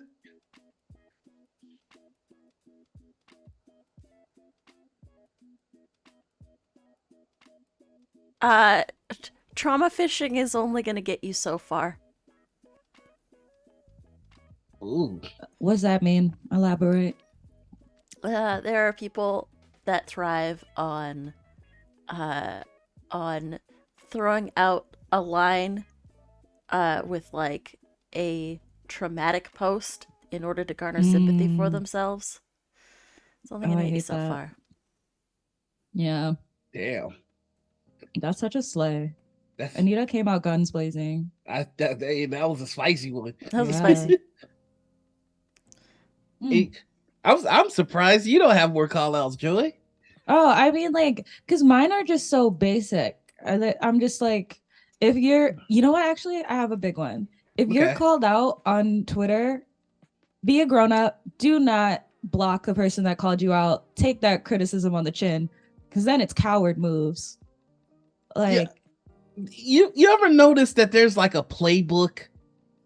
There's like a playbook to the I fucked up and I'm being called out. So here are the 4 or 5 steps that everybody follows, which is the apology, the apology remix, the double down, the I'm being harassed and attacked, and then the I'm taking a break from social media to learn better. Yeah. I'm going to therapy. Oh, that's my favorite. I've taken accountability and I've changed because I said I did. I will no longer be addressing this. I'm not taking criticism anymore. This is the last I will say about this. Like, I almost don't want to talk about it because this is going to be the entire topic of our podcast that we record later. But there are some ideas that are just inherently bad. Wait, actually, yeah, I want to talk about that. It's going to be on the podcast more, but I'm just going to say this vaguely. I think it's a problem in the TTRPG space as a whole, where like because everyone here loves TTRPGs so much, everyone sees everything else in the world and is like, how do I connect this back to TTRPGs? And I'm just gonna say flat out, maybe don't. Everything? Yeah, not everything needs to be related to TTRPG. Yeah, you don't got to make dice out of everything. Not everything's got to be a game. We don't have to relate elves to racism. We don't have to. We don't. Oh, I've got a petty post. I got a petty post. Give me the petty. If I see you in person for the first time and I've never met you before, you call me by my internet handle. You call me Noir. If you know my government, that does not mean you get to call me by my government, because I choose not to go by my government. So yeah, just there's that. Yeah. I would just stress healthy boundaries overall. We can talk about this more once again on the podcast, but I would like to bring up this space is rife with parasocial relationships. And like, that's fine with me because I think it's funny. But like, some people be talking about these Dungeon and Dragon people like they know them, and they do not. He does not pay your bills, girl. If I'm calling him out for racism, he can defend himself. He's 30. I think I have another one that's sort of tag teaming off of yours, Noir. Okay. Don't ask me what I call my partner. Ooh. People do that? Yeah, I've actually on more than one occasion have been asked. So, what do you call him when you're alone? Noir? Oh, you are a better person than me. I'd be going off the wall to make them feel uncomfortable. Like, yeah, I'm like, because that's the thing is like they'll throw the government out there and they're like, so do you call him this when like it like at home? I'm like, no, normally I just call him babe, but like, yeah, don't see. I'm lucky. It's weird. It's weird. Don't ask me what I call my partner. That's no like that's an invasion of privacy. Yeah. It's a parasocial relationship thing. There are no boundaries. Oh my God. I'm so lucky that my stage name is a name. So people just think this is my God-given thing. But if anyone's curious, my government name is actually Daddy Long Dick. And people do call me that at home. DLD for short. Yeah. You know people are going to call you that now. Oh, I want them to so bad. No, you don't. Please call me Daddy Long Dick. No, oh no, no. I want them I'm to. in too many projects with you for you to put that out there. Yeah, I am in fact Daddy Long Dick. DLD forever. No, it's already starting. That's my name. You know, I use joy just to make other people comfortable, but like, here comes the DLD campaign. Hashtag DLD. God damn it. Walk dick first in the Mordor, bitches. Thank you. Well, yeah. That has now been established. Thank you for that. No problem. So here's a question. If you ever had the chance to be on Critical Role, would you take it? Probably not. And I make a big deal about not doing it. I would say they offered and I said no. You're a better person than me. I take it. I know. Because the thing is, though, if I got to that point where they invited me, I would probably not need them. I mean, we've seen the guests the guests that I've seen them invite, and it's like, yeah, they did that for fun, and it was nice that they did it, but they didn't need that. They were successful individually. I'm sorry, Ryan just came in on the walk thing first in the Mordor. Um, so, so what projects would you accept? Anything from Dimension 20, anything from Dropout.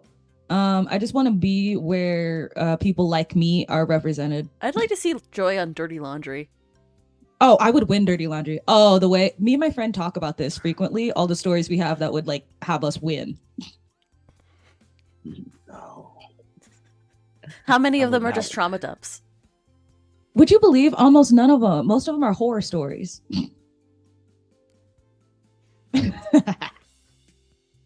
The trauma dumps would go ham though.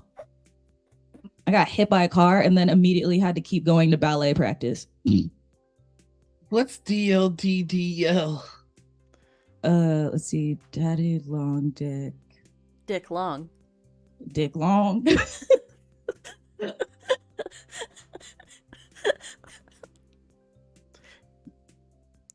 Or the Daddy Long Dick Down Low. Down Low Daddy Long Dick. Oh my god. Oh my god! All right. The other question that we asked during the dark roast is for your tabletop confession. So, what are some of your bad habits that you have at the table? You're gonna tell us your confession, and we'll give you your penance. I don't really have any bad habits. I will not explain. We just have to There's, fill in the like- gaps there. No. All right, Owen. But I guess something that other people would consider, like, you have to understand my table is a lot of like first time players and first time people DMing. And Mhm. so like when it comes to the role play aspect, like a lot of people still aren't getting into that yet. And then there's a lot of kind of waffling when it comes to like, what should we do next? Like no one is like in character making those in character decisions. So then I double down on just being whatever character I am. So like, girly, I'm pushing through. If everyone is gonna be meek, girly, not me. I'm the leader of the team. And maybe some people would think it's too aggressive, but I mean, Oh my I god! see it as being a that's power man. That's the same sin that I confess to. Mm-hmm. Runs in the blood, huh? I think I'm kinder when I do it. No, I'm super kind. I even like my friend, we were talking about how like me being in character, sometimes I'll make in character decisions to kind of hopefully get development out of the other people playing with us. That's why Lalonde has a male wife now, because like he needed a personality, and so I gave him one, my wife. Lalonde is a wife guy now? Oh, she's the biggest wife guy. But a wife guy if he didn't know what a wife was. I'm still wrapping my head around that one. I love my wife. I think they are like governors. All right, so here's a question completely completely tailored for you. Out of all the fandoms that you've taken part in, which have been a lot, So many. which do you think is the most ideal in terms of how you're comfortable with how they communicate amongst each other? Anime. The anime Because community. watch this. K-pop is right, sports anime.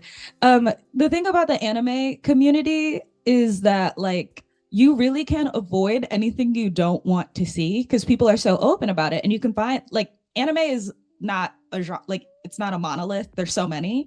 So Mhm. if you just stick to the ones that you like and you stick to the people that watch the anime like you do, it's just a bunch of people that are similar to you. Like you can even avoid the weird half of the My Hero Academia fandom if you really wanted.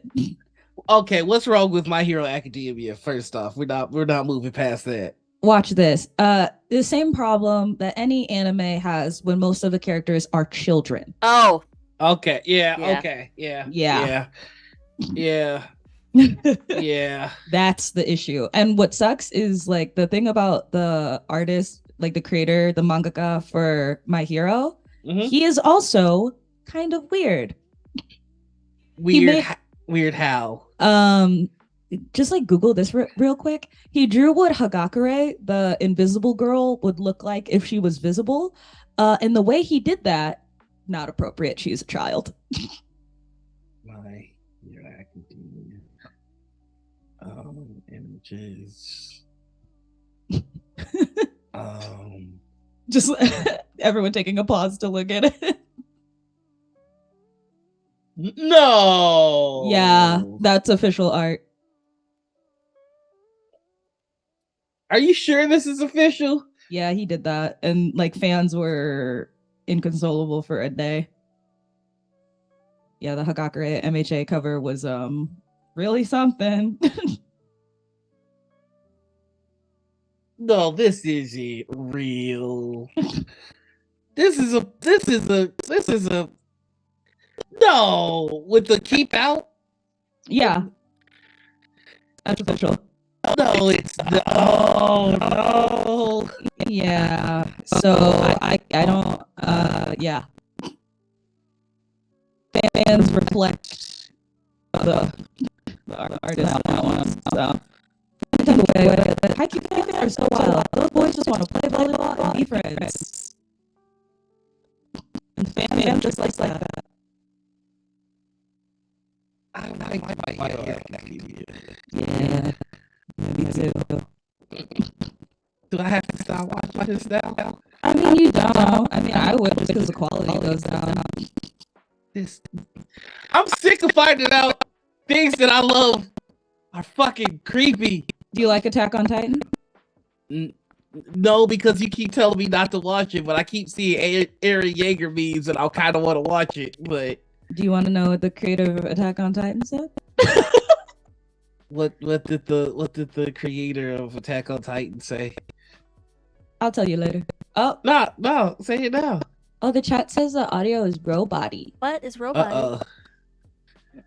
Shouldn't be. Give me 1 second, y'all. Can I get you both to say a couple words? A couple words. Daddy long dick. Why did you have to say that? He's back in LA, baby. 1 second. Let me see if there is. I'm doubled up on audio. Check at Noir. What's wrong with my audio? Is the audio still weird though? Is it still weird or is it? Okay, we're good. Okay, sounds good now. All right. Well, I want. They just trying to stop the black man from speaking. Yeah. But no, I get you. It's a bit rough there. But yeah, no, if you're like fans of cute shoujo manga, if you're a fan of Haikyuu, sports anime, like the fans are so nice. Meanwhile, like K-pop, those stands are volatile. If you level any level of criticism towards somebody's K-pop girl, they will dox you immediately, no hesitation. And then TTRPG, y'all are just on one all the time. It's true. Y'all aren't regulated. That was my biggest issue. I'm like, there's no laws here. It was like walking into the Wild West after being with my anime and K-pop girlies for so long. Oh Lord. The 4Kids dub. Oof. The 4Kids dub slays for Yu-Gi-Oh. There is. Sorry to kind of check. Well, it kind of goes along the lines of the same subject. There is a lady on TikTok who her entire brand is just exposing how awful the guys in Hollywood are, especially the ones that like we tend to support. Mm-hmm. Like she has a whole series on Henry Cavill where she like goes into depth about his habits of baby girlfriends, dating younger individuals. Yeah. And then there are some interviews with him in Millie Bobby Brown that are just uncomfortable. Yeah. And it's just like fuck. And then she goes, and then I had no idea Tom Hanks was problematic. Yeah. I learned Dolly Parton was problematic the other day. Not Dolly. No. What did she do? Kind of ruined my day a little. What? There is like a Dolly Parton stage show, and it's got a lot of like it used to be called like Dolly Parton's Dixie stage show or something like that. Oh. They removed Dixie from the title, but it's still very much a northern states versus southern states narrative in the show. Oh no. And there are not some very problematic representation for indigenous folks. No. no. And it's still got Dolly Parton's name attached to it, and it's Damn. it kind of broke my heart a little bit. We lost another one. Goddamn white. It Yeah, kind that of broke my heart sucks. just a little bit. That one did something to me. Found out Tom Hanks had an affair with Snow White from Once Upon a Time, and it ruined my day. Oh no. Oh yeah. Snow White? Yeah, Jennifer Godwin What? or Goodwin. Yeah. Why? Yeah. That fucked me up. Is it a dark roast burnt coffee? That really Yeah. that bummed me out. Like, okay, so here's the question. What do you think what would be the most devastating event for black people if this white person turned out racist? Like, who's the one white person where if Haley it turned Williams out, from Paramore. That's exactly what I was gonna say. That would be the worst day of, like, black people would get on a boat and go somewhere if that happened. fuck it, we go back to Wakanda. Yeah, like Haley cannot mess up. She been crip walking lately. Like I not her. I think it's Steve Irwin. If we found out Steve Irwin was racist, like mad racist, I would get over it. I don't know. Something about Haley Williams, that's what hurt the most. I think You if think so? Lupita Nyong'o turned out to be like a terrible person, I don't know what black people would do. If Lupita Nyong'o went full Candace Owens, Like, that would be the worst day oh no, for everybody. That'd be the darkest day. We would enter the bad timeline if Lupita did something wild. No. I think I got you. I think I might got you beat. Wow. If Lizzo went to the second place. Oh no, that would Yeah. suck. Yeah. Black women everywhere would be in tatters. That would That would be a hate crime against dark-skinned black women. We wouldn't know what to do. Every black lady hair salon would be shut down that day in remembrance. Man. There is one section that I think you forgot before the break. We've also been doing something that's like a little bit more positive lately. Work. Less hater filled. More like, who's someone in this space that you'd like to spotlight, Joy? Yeah, who's somebody that's making you feel welcome? Who's someone that made you feel welcome and appreciated? I'm like getting threatened right now. Like, why does he have a knife? Anyway, They just want the vape. I know he's got it already. No. Like, a big threat. Who's been making me feel welcome? I mean, AJ is super nice. He's very slay. I'll like still it. never forgive you for calling my guy Freddie shaped. Because he's shaped like a friend. All of you men upset that I said that can eat it. Not my fault. Your friend shaped. What's wrong with being my friend? That's the new question. Yeah. But AJ is bestie alert. You guys should watch his like TikTok videos, and then you should watch his streams and look out for what's happening in January that my brother wasn't invited to, but I for sure was. What the fuck is happening January? Something slay. It's something good for the black people in the community. I'm sorry, you are in the black people TTRPG space. Can I be honest with you? Sometimes I feel that way. I mean, I got in, so I don't know what's wrong with me. nah. I don't know.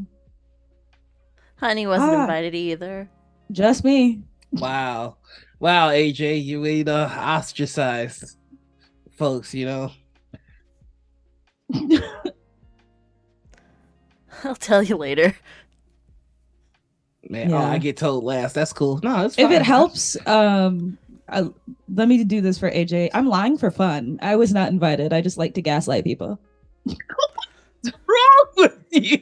You can't admit that. Yeah, I just kind of, I be lying, you know. I just be lying. Okay. What is? Give us some other folks that make you feel welcome. Damn. Okay. Like, let me get on my Twitter because, like, the thing is, I don't know anybody's real name. They are the Twitter handle to me. You can just say the Twitter handle. Most of us probably know that by Okay. that as well. Okay. Well, while we're waiting for you, Anita, who's made you feel welcome?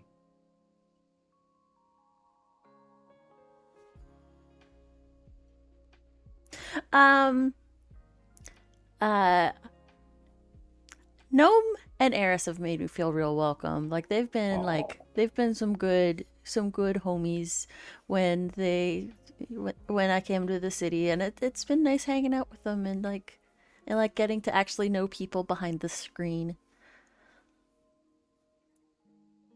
How about you?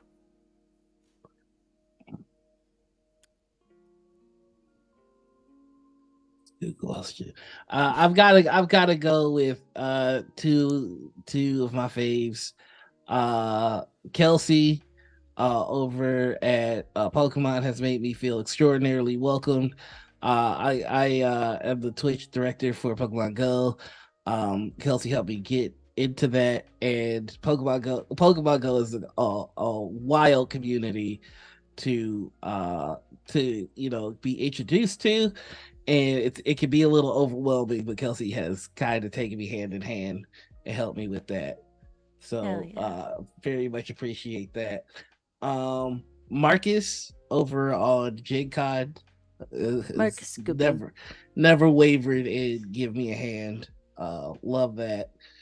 Um thanks, right? I What's funny is I am directing the Pokemon Go 2023 Latin America International Championships as we speak. So so every now and then you'll catch me like over here. That's a hardcore fan base. Marcus has really helped me with a lot of the Gen Con stuff. Um and I have to throw a shout out to Gabe, Gabe James Games as well. I was on a stream with him recently. Just one of the best GMs I've ever had the experience of playing under. Really considerate, caring, and just a master storyteller. So those are my shout outs. Got it. So, my werewolf friend. Oh yeah, you can't forget about werewolf. Yeah. So they are Slay. And then someone's like, okay, their name is Joseph and their at is like chaos. Oh, I don't know. They're on Dice Camp too. They were nice enough to explain what PAX was to me on Discord. So I owe him my life. There's a life debt for explaining that. Because it was so funny the way like Joseph came into my Discord, and so he was like, here is the little Mastodon server for everyone in TTRPG, so you have to get on there. Like, he was walking me through this. I know everything now. And then more Shadi, I can't pronounce More it. shoddy. Yeah. I didn't want to be culturally insensitive. They're also bestie.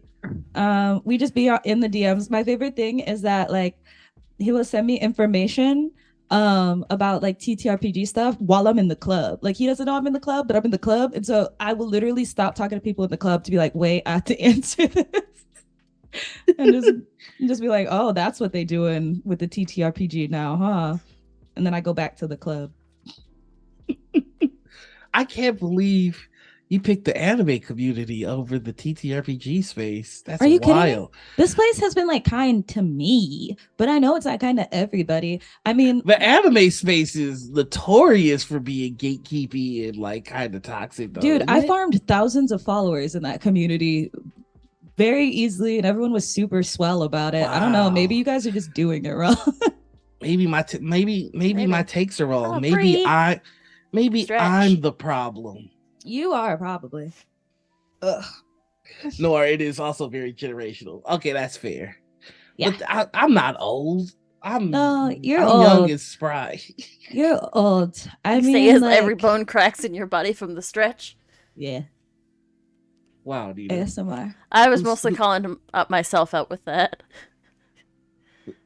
But yeah, sure. no, like this TTRPG space, I think another reason why I feel like it's not so welcoming is once again, y'all are like, there's so many millennials. Where are my sexy young fellows at? Like, what do I gotta do to get my homies in on this? So sad. To get your like I what I don't think we have a Zoomer AP, You do don't. we? You don't.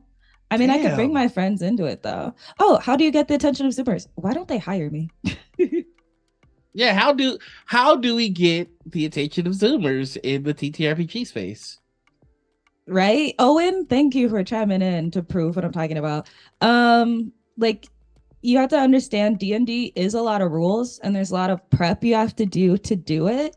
And what sucks is like a lot of people aren't willing to explain those. And I think a lot of like Zoomers like me who know a millennial that's been playing for years and they know how to play, like it was easy for me to get into it. But like my friends who just watched the Dimension 20 shows and wanted to play after that, I mean, it was a question of like, not only how do I play, but how do I play with like minded people, you know? Like, it's hard to understand. And then, even when you do understand, when you go out to look for places to play, it's like go to a game store. But you know some of the types of people that go to game stores. And do you think girls like me want to Yeah. go there? So, would you recommend a AP that is centered around teaching? Yeah, I think that would be very interesting. I think some of the most fun players are the players that aren't bogged down by like all of these rules that they know and stuff. I mean, I've been having such a fun time with some of my friends being like, "Can I do this?" And it's something I would have never thought to do, but I mean, it's their first time, so they're not jaded yet. They're It, like, "Can I?" And I love going, "Yeah." it's fuck the rules. What do you want to accomplish? I mean, Yeah. that's generally how I play in general. Right, but I mean, not every DM is as nice, open, and willing as you. I Was mean, was that a compliment? no, I called you ugly. Just so y'all can see the gaslighting in real time. Yeah. But I mean, I think it'd be good. And if you want to do an actual play, a lot of my friends, we want to play together, but that's something that we've been struggling with. Because as always, if we want to play, someone has to do like be the DM. If you want a DM for a table of Zoomers, I can provide that and I think it'd be funny.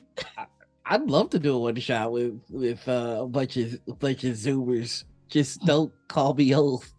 Yeah. I mean, we will make you roll for gay. Roll for gay, please. You you made me roll. You made me come up with a role to inspire a bakery to unionize. I'm pretty sure I could do roll for gay. Thank you. Oh, we have a bunch of people willing to DM. I mean, I'll my league of Zoomers, I'm now their manager. Like, call League of me for booking. Zoomers. Yeah. Like it's a Oh troop of man. supervillains. I mean, we kind of I mean, are. they kind of Kind of are. We're menaces, man. Roll for gay is much more complicated than bread, right? much more complicated than bread. It's not bread. It's the unionization of the. Listen, take a look at Starbucks right now. You see how hard it is to unionize. But not if you hit a 20, Y'all did hit a 20, which was absolutely bonkers. I did not see that coming. Then I had to come up with, with a bunch of shit on the fly. But we'll meet up in Nora's place and take over. I'll bring maps minis. It's so much time. I'm down for it. I think this would be fun. Yeah. Oh, yeah. I'll tell them. Just introducing. I mean, because I feel like that's not the priority with a lot of spaces, which is bringing in new players. Yeah. Which I mean, let me know when you do. I'll see y'all a care package. Yeah, are we about to do Dungeons and Zoomers? Like, is that what's happening right now? Yeah. Zoomers and dragons. It'll be it's gonna be slick. It's so fun because yeah, I mean the TTRPG space, like when it comes to Twitch and social media and stuff, it seems largely like millennials, and that makes sense because I mean, back in the day, you were playing D&D and I was 7. Uh, You just got to keep letting them know. Keep letting yeah, them know, huh? right. But I mean, we want to play, and I think you can not pass the torch, but at least let me also use the torch. Mom says it's my turn on the torch. Oh, we're playing Curse of Strahd now, by the way. And if you want to know how that's been going, like the homoeroticism of vampires and a bunch of like horny Zoomers is unhinged. We broke the campaign. We met a character we weren't supposed to meet way too soon just because I refused to be told no. And we got out by the power of me lying. An entire party able to use vicious mockery. Run your torch, son. Run that shit. The instinctual urge to gasify Strahd. Oh my god. To yassify Strahd. Jason 99. Is that you, Josh? Oh my god. Yassifying Strahd? Because that's kind of like the gig of this one. Isn't Strahd the ultimate incel?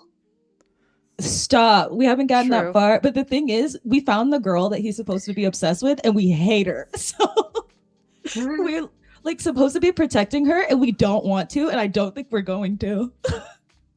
That's the entire point of the invention. Like, if anyone from my party is watching this, don't, because it's gonna give away something about my character. Y'all like turn it off right now. But to everybody else, like we're kind of modifying it because my character, like, does she have the stereotypical her whole family is dead backstory? Yeah, but that's because like Strahd slayed them, like he back in the day, right? Except turns out he actually turned them all into vampires and they're just living in his castle. So we're working on that, like me being the girly he's interested in instead of that bitch Irina who we hate. Why do y'all hate Irina? We rolled for hot, sexy and she got a 3. Oh no! What did you get on the gay roll though? She's like bi, but like we hate her. So. And the voice we gave her is so funny. She's literally a Valley girl. She's like, I don't know why Strahd is so obsessed with me. We need to get rid of her. Yeah, we need to run a game for them. I need to see how this plays out. Yeah. Y'all are supposed to protect her because Strahd is coming after. Yeah, and we decided like he can have her. What is y'all invention? Well, we're just gonna replace like him being obsessed with her with him being obsessed with my character, and we're just throwing her out. You know what? That's fair. That's fair. That's fair. Yeah, the party decided we hate her, so the DM we're like, King, work it out. We're not protecting her. So y'all are supporting Strahd? We're not supporting Strahd. It's just like we want to vanquish him for our own personal reasons. Like we have reason to want to get rid of him. But this side quest where it's like protect Irina, girl, no, fuck her. She goes behind Irina. Yeah, the pronunciation of her name. It's a big deal. You're such an asshole. We hate her so much. Okay. We try to throw her off a caravan. Anyway. Here's the last established question that I'm aware of. So let's get to it. If you've been in the TTRPG space for long enough, you've probably had the displeasure of running into a that guy. A that guy is someone that is a veritable black hole of fun at the table. Somebody that if they were yeeted into the sun, your enjoyment at the table would increase 100-fold. So have you had the displeasure of playing with that guy? I mean, yeah, I've had like a couple at this point. I can go chronologically if you want. Let's just go with the worst one. Okay, once again, if you like play with me IRL, shut the stream off. But there is this guy that came in late to join both of the campaigns that we have playing right now. Mm-hmm. And he had never played before, and we were like, that's fine, tons of us haven't, like, we'll help you. And he decides that he's gonna play a character named Cum Lord, um that doesn't wear any clothes. He's got a pair of tidy whities on, and that's it. And Cumlord, despite his insistence on playing with us, didn't like roleplay or anything, had to be prompted multiple times to play, was generally like not, didn't need to be there, made us uncomfortable. Well, made me uncomfortable just like with the name. Um, but still just insisted on being there. Why though? Like, Yeah. yeah. Okay, yeah. That that's a that guy. That Yeah. is. And to anyone curious, yes, he was. Yeah, he was. I don't know what you could be talking about. Yeah, he was. Oh,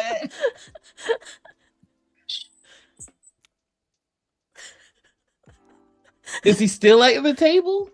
that's just another issue that like our party has, where like people will insist on joining but also won't come for weeks. So we haven't seen him, but if he wanted to play, like our DM would still let him join. So That's a much nicer GM than me. Almost sounds yeah. like he's trying to do like the Dark Soul meme where like you try and beat the game without any equipment. Yeah. That's what's going on. Yeah, it's so annoying. I cannot stand Cum Lord. I'm flabbergasted at this whole experience. Right. And what sucks is the DM, like he understood that me and my one of my friends playing with us like weren't happy with the Cum Lord development and how he wasn't really playing. And so the solution to this was the DM saying to those concerned, he was like, don't worry. We're gonna like make it so that Cum Lord is it's an acronym and it's part of the story. I'm like, let's just not make him named Cum Lord. Why is it an acronym? Why do you need 7 letters in a name? Right? I hate it so much. Why is he Cum Lord? Yeah. Okay, so just real quick, talking about fandoms, I'm working with a particular fandom. Y'all already know, but I'm not saying it again.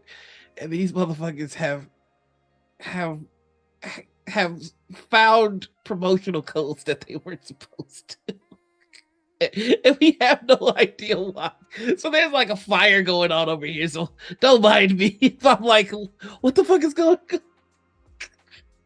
People are weird. I don't understand people sometimes. Anyway, sorry. He's named what? Yeah, we've heard the name. Oh, okay. How is he named Cum? Oh no, the Pokemon thing. Yeah. Yes, that. Oh my god, the internet is wild. I don't understand fandom getting as crazy. I don't think I've ever been this hyped for anything. Remember, some of us are chronically online. Some of us were born with the iPad in our hands. Some people have hacked airport security to get a shot at One Direction. And I'd do it again. Some people learn coding so that they could figure out QR codes. Yep. I just gotta do what you gotta do. Sometimes I just wonder, like, was the internet a mistake? Yes. Correct. It made my mental illness so much worse. Like, just imagine ancient cavemen only knew about what was happening directly in front of them. They only knew about what they could see. I wake up now and I know so much about what's happening in other countries. Humans weren't meant to store this much information. Yeah. Yeah, like, I mean, and what a week it's been, like, with the unfortunate passing of you know, Jason David Frank. Like we found that out way too early and people weren't sure about it, and then like it took a day to confirm. It's just like there's too much information. It's starting to get fucking ridiculous. Yeah. You don't That's get so no bad. good news ever. Like I want some like real Well, good that's the news. thing is Like like good news often gets squished because the algorithm thrives off pain. I'm And sick I'm of that not shit. wrong. Yeah. Like I just want good news, man. Negative interactions get more engagement, and there have been studies on this that negative interactions get more engagement than positive ones. Yeah, Yeah. but I mean, like at some point, something fucking dope has to happen for society. I think. I feel like we need it. We need like aliens to come and just torch all racists or something like. No, you just have to celebrate the small victories and make joy for yourself every day rather than looking at the phone for dread. Oh, Yeah, isn't it hard? I'm having such a oh. great time. I bought a flowy dress so that I could sit in my large home and then kind of like walk down the halls ominously and then stop all the clocks at 3 p.m. so I can role play that that was the time that my husband left me at the altar. And then I just get to be a forlorn ghost in my home. And I've that's seen the my dress. joy. It's a great dress. Right? Isn't it a good, like, ghostly It is a woman? good ghostly woman dress. Why? Or Why is like, that what you want to be? or a why officer? I don't know what could have possibly befallen my husband. Officer, we have to eat the lamb leg in the ice box. I used it to club my husband to death. Yeah, that kind of thing. Yeah, a I'm terrible so accident glad. has befallen my husband. I'm, Dress. I'm I'm so glad that the purge isn't real because I'm fairly certain that this one would have stabbed me by now. Absolutely. You're. I know that this is a joke for the lulz, but no, your kidney's gone at that point. I'm taking the kidney, You're brother. not. No, no, no. You're I'm not. going to put it in the ice box. I used to Does, be a does star, you know. anybody else's sibling do this like that? Who here has a sibling that since birth has been eyeing your kidney? Like I don't understand this. No, I I want have to not. live forever. As the youngest sibling, I have not been. I have not been seeking the organs of my older kin. You need to take that example and learn from it. No, fool. I just demand that whatever way I perish, it will not be by lacking an organ or lacking blood. We're not I getting into this refuse to again. die. We're I not must getting be into this killed. again. We're not getting. What?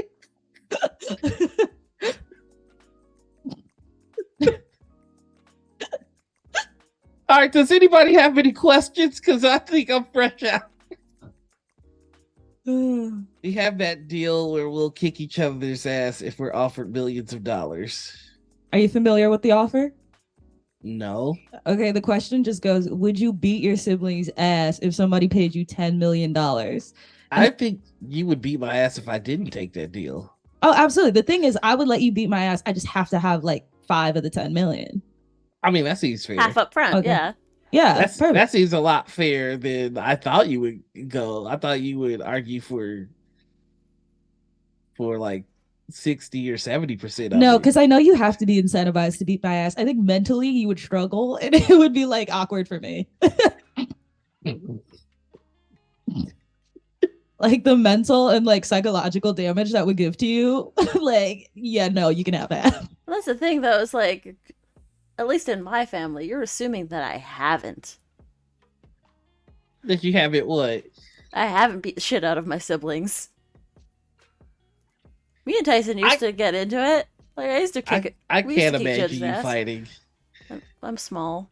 I'm I feisty. dislocated our little sibling's jaw once. What the fuck? I cold clocked him. Don't fight, James. What's I wrong mean, with we you? don't anymore. I got in trouble for it. I don't even remember what happened. He said something. I went to a fugue state. I won't do it again.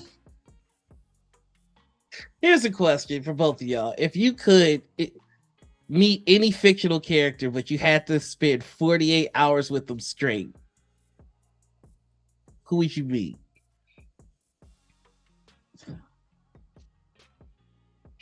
48 hours of a fictional character. Mm-hmm. Red Hood or Kyoya from Oran High School Host Club. I'm trying to get railed to death.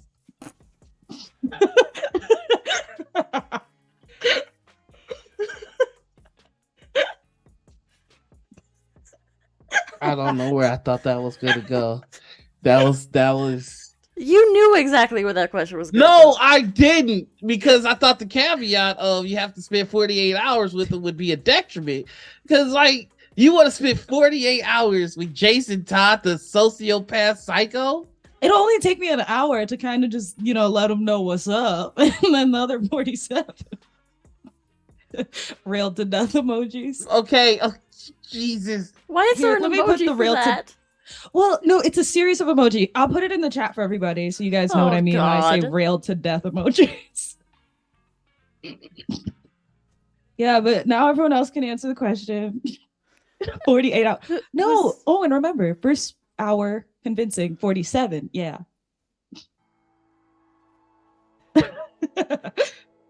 What's your answer, Noir?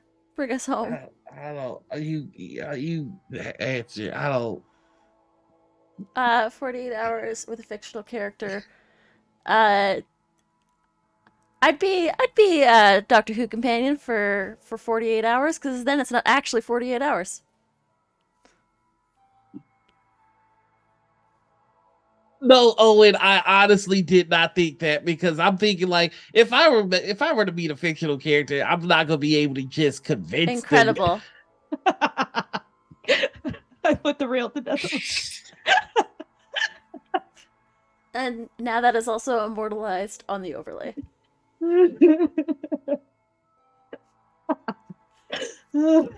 Every day this stream strays further from God.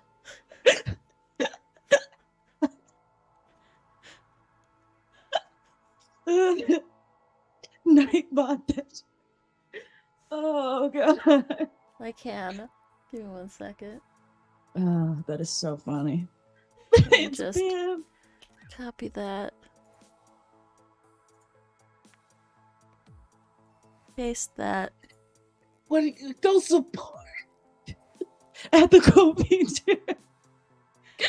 Oh, alright, if you want to hit ! joy in chat. Nice. Sick.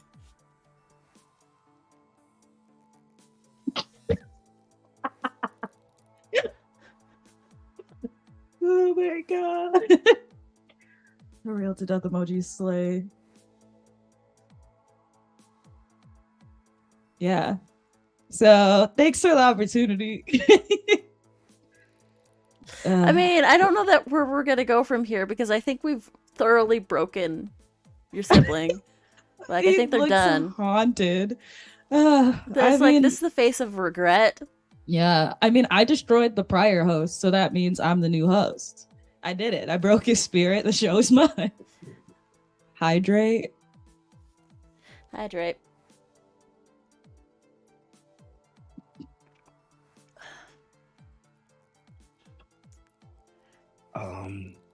You okay?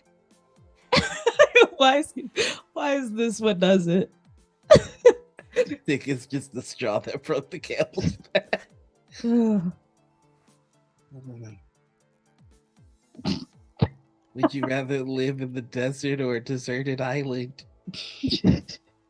A desert, I guess. I could get out.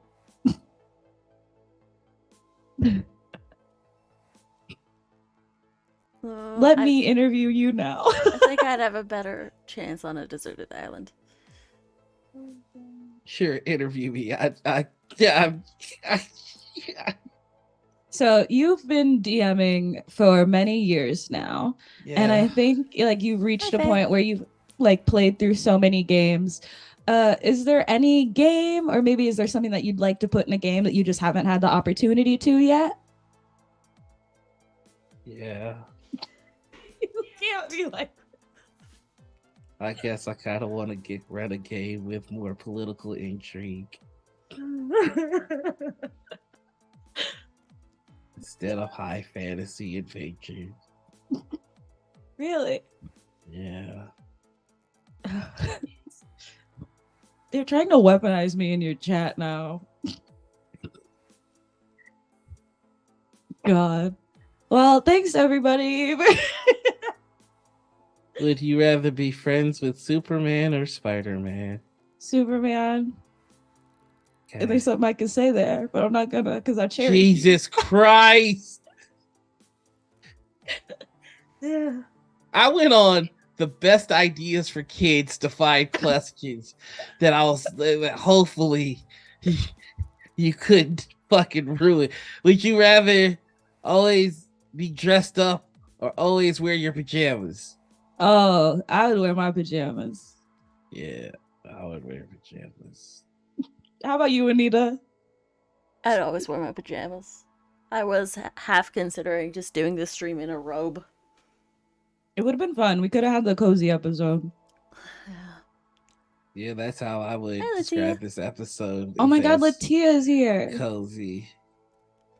Hi, Latia. Can you please fix him? I don't know what I even said that made him like this. I don't even fucking know anymore, man. There's no You're right, fixing Latia. him. You're right. Would you Oh, rather thanks go so to much. wait, what happened? Oh, God, yes, happy everybody, birthday. it's Anita's birthday. Let's all sing the birthday song. Happy birthday to you. You're a broken man. I think I need to get up and give you a hug. Give me one Right? second. All because I said I'd let Kyoya and Red Hood take me to Paris, if y'all know what I mean. Jesus Christ!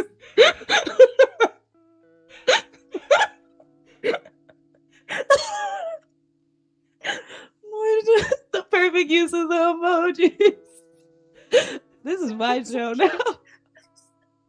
Oh my God. I didn't sign up for this shit.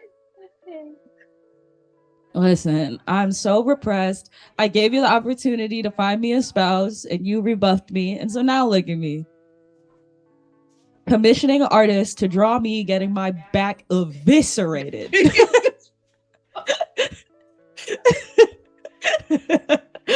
By the Red Hood. No, never. That would never be approved by Twitch.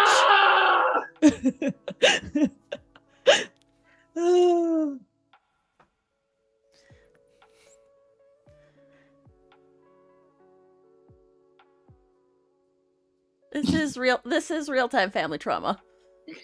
This is now okay. This is now going to turn into a group therapy session. What's happening here? What's the problem, dear brother? Nothing. This has been a fantastic episode. I hope everybody have fun. I think this was a good time. I would do it. I would do it again, probably. I've been your host, Noir. You can find me all over the internet as the Noir. That's Twitter, Twitch, YouTube, TikTok, Instagram, Hive. You can check out my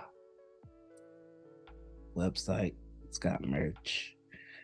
If you want to support me and the therapy that I'll be needing because of this episode, please check out the merch or feel free to donate to my coffee. That's me. I've been your other host, Anita. You can find me everywhere at PAHNITA Panita or at Critical Misses at critical.misses on the on the photo app because someone stole it from me. You can find me here. Tuesdays for two-player Tuesdays with Darby, Wednesdays for solo act where I do solo player RPGs, and then we also have casting calls up for some new shows. So if you have a pitch that you want to see run on the channel, please send it my way. And yeah, you might run that Zoomers and Dragons show. Who fucking knows? Nobody fucking knows anything anymore. Just out here living life. God held you as a baby. Joy, tell us about yourself. Where can people find you? Awesome. So you guys can find me on Twitter and Tumblr at Broke Woke Choke, and then on Instagram at Suddenly at Peace. That is about all I do. You can also listen to the podcast that I have with the traumatized little guy. That is called Dungeons and Dragons, and it is everywhere you can find podcasts. And as for DM Joy anytime, absolutely. I should be the dungeon master. I will have a gavel and it will slay. Yeah. Yeah. Speaking of DMs, mines are open everywhere. Hit me up, ladies. We also have the Dungeons and Dragons Discord. It's open now if y'all wanna talk to us about the podcast or suggest stories that you'd like for us to cover. Yeah, it's called the Hot Homie Headquarters. The link will be somewhere. Feel free to hop in there. Let me grab the link and then throw it in chat here. There you go. The importance of captions in these trying times. He just murmuring all sad. And for what? That's been our show, folks. Thank y'all so much for joining us. Enjoy. Thank you for traumatizing your brother, I guess. No, you know what? No, I'm not going out like this. What I are ain't you going doing? out like no punk ass bitch. I'll traumatize you back. How you like it? Can you? Go for it. We'll do one-on-one. It'll be like tennis. You first. No, I'm not gonna win this one. You're not. I had one in the chamber. You were gonna hate it. I was just flipping. Please shut the fuck up. We're gonna go on a raid. We're gonna go say hi. Are we gonna go on a raid? Yes. I don't know if we need to spread this energy. Everybody, use the rail to death emojis in that next chat. Please don't, because that might get you banned. We're gonna go say hi to who's online. Let's go say hi to I am Meow Meow Man number 5. What? Who said that? AJ is Meow Meow Man number 5. Aww. Plastic coffee. All right. Listen, I just want to make one request. Listen, if anybody has photoshopping skills, what are you asking? I don't know. What are you asking? I got scared. I'm like, what are we requesting? If anybody has photoshopping skills and knows what we're talking about when we talk about Team Rocket, oh, that, yeah, and can make an edit of those two individuals dressed up as Team Rocket, that'll help me in my recovery. Yeah. Who said I was quick with my answer? Of course I was. I've been thinking about this one. Quick with what answer? Courtney's trying to end the show. I'm just trying. I'm trying to shut us down. We going for another hour now. No. You still got another thing to do. Well, we gotta record Dungeons and Dragons. Give us tea. We only got one thing to talk about for this episode. What do y'all want us to talk about for Dungeons and Dragons other than Nazi take dice? Jesse and Jay.